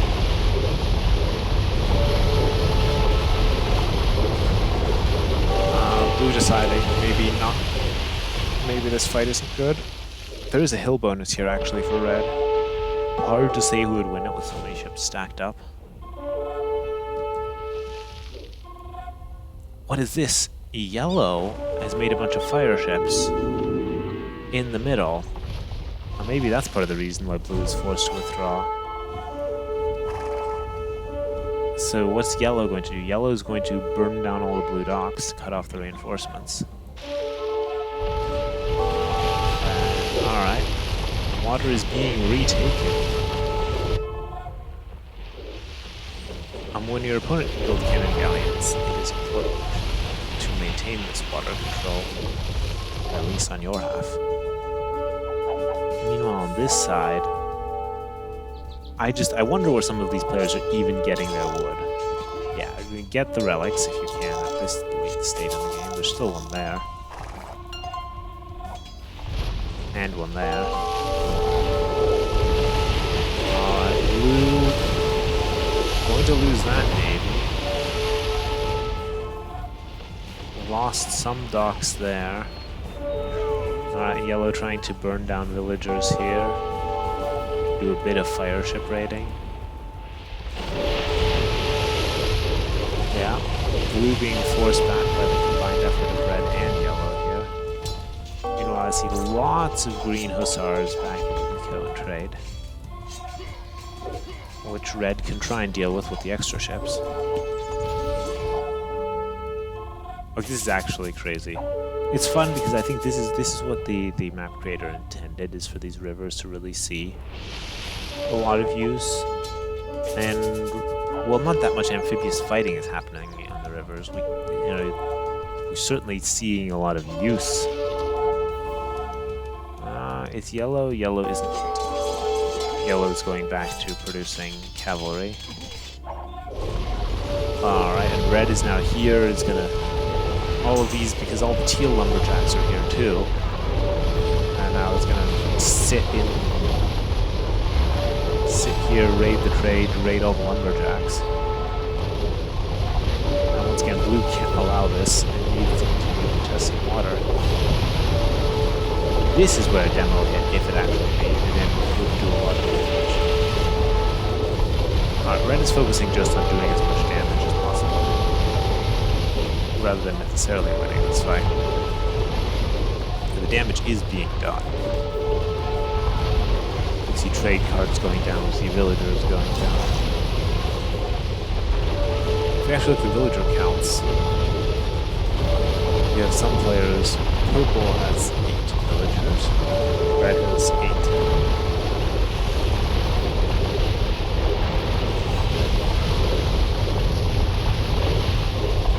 Alright, so red's attack here is cleared up. Yellow's still burning down a few more villagers. Meanwhile,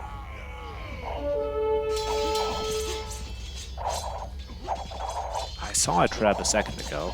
I don't know where the treb is now. There it is. That treb is gonna get sniped if it actually attacks. Meanwhile, how are we doing here? Yellow's still gathering wood here. Blue trying to secure some of it. This wood here... oh, there's still a little bit. Red's still gathering here. There's still plenty of wood over on this side. Purple... I mean, I guess they can distribute to each other as well. Shuffle resources around as needed. So at this point, because there's no wood here, this is just a matter of securing the trade, right? And any relics that you do have. Blue hasn't even had time to get that. Red castle on the hill there. Yeah, castles on hills are always good. So basically, it's about securing your eco, especially securing your trade.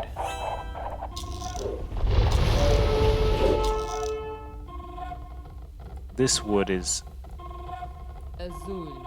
gone. There might be a couple hundred wood left, but this wood is gone. The trade is fine, though. And once again, our northern team has a wood issue. There are a few trees there. That's only a couple hundred. A few trees there, a couple hundred. And then with the castle there, our northern team has secured more wood. Meanwhile, how's our southern team doing on wood? Well, red still has all this, and red's teammates could collect that if they wanted to. I don't even know where purple was getting resources for the longest time. Whew. Give me a second to take a drink.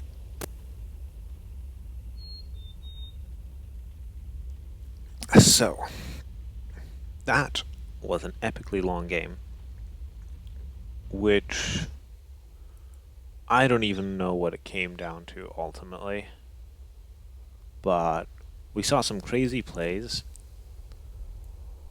We saw red have this landing here that denied trade for a long time, or forced the trade to be shortened, caused a lot of damage with ships. Then blue managed to push back with ships, and red and yellow pushed back again. And that's just looking at the water. We had some pushing back and forth here with castles on this wood. We had a huge epic trash fight happening here in the middle. And on this side as well, we had teal and purple duking it out. And crazy, yeah.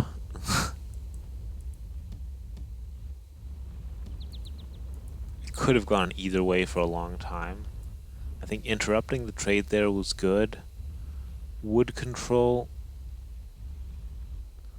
I feel like our southern team was more efficient with their wood usage. And probably could have starved out the other team. I don't know. Purple didn't really have much anymore at this point. But especially on red side, there was still a lot of wood. If they could have held this wood and really starved out the wood, it was very close. Very back and forth. Indeed. I don't know, this crazy match. I especially like this landing here and all the ship battles happening as well. And I didn't even have time to look at a lot of, epic slaughters that were going on over here. A desert map that actually came down to wood control because so much of it was used. Let's see. Those are some solid stats around the board. So what do we see here? Purple has a pretty good KD.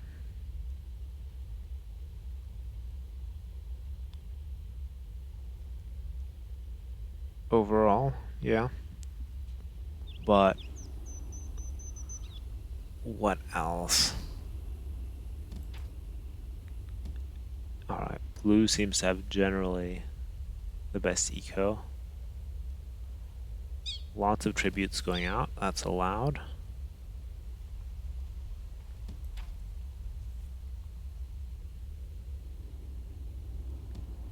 Lots of villagers. Like at the very end, yeah, you can see this team feeling the squeeze there. But, and look at that, it's just purple transitioning to an only military population. Crazy game. Crazy game.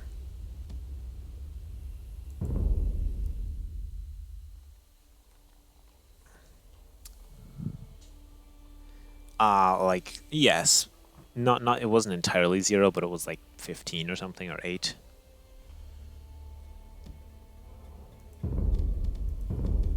It wasn't many. I was surprised when looking at that.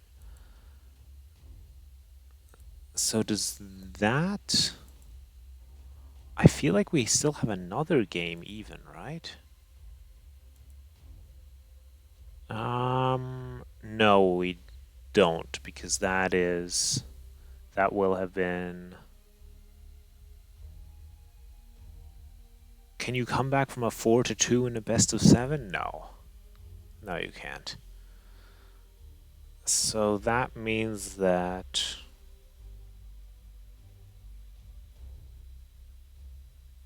Unless I messed something up, Ink's alarm clocks did actually end up winning the Sand League finals, 4-2. Yeah, if I just refresh this.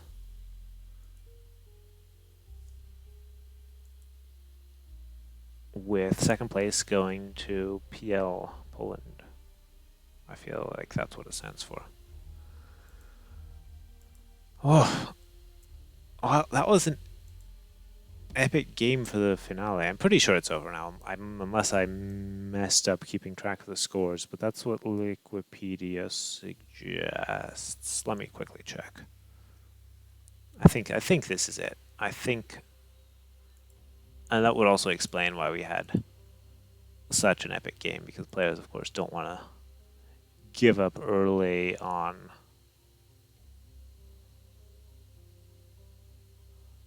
one like this. Wrote champion and stream title. Yeah, that's what I thought too. Oh, that was a great match to close out the finals. So congratulations there, and I'm probably going to stop this stream get another drink, and have a snack. Like, I was going to do some map scripting, but if it had gone shorter, I think this has gone plenty long for one night. VOD will be available. I'll try and save it too, so it's available long term. And I covered all of the deserts in the breaks. So I think, yeah, just shout outs to everyone. To our sponsor, Sean T, to all the map scripters, to the organizers, to all the players who participated. It's been a lot of fun to cast these. And also it was fun to make the maps for it. And bam, I have an overlay somewhere. I actually should have made the overlay bigger because you can see the game behind it, so I need to hide the game. There we go. Alright. Yeah, no specific outro. That was a epic final game, well worth watching, and it was a fun event in general. So that's all. Yeah. Thanks for stopping in again. I don't think any of your maps were played today. They might have been played in like the quarterfinals or semifinals. I didn't watch those. You could check. Alright. That's all. I'm going to do a little salute in the chat and end the stream somewhere. Where is it? Stop.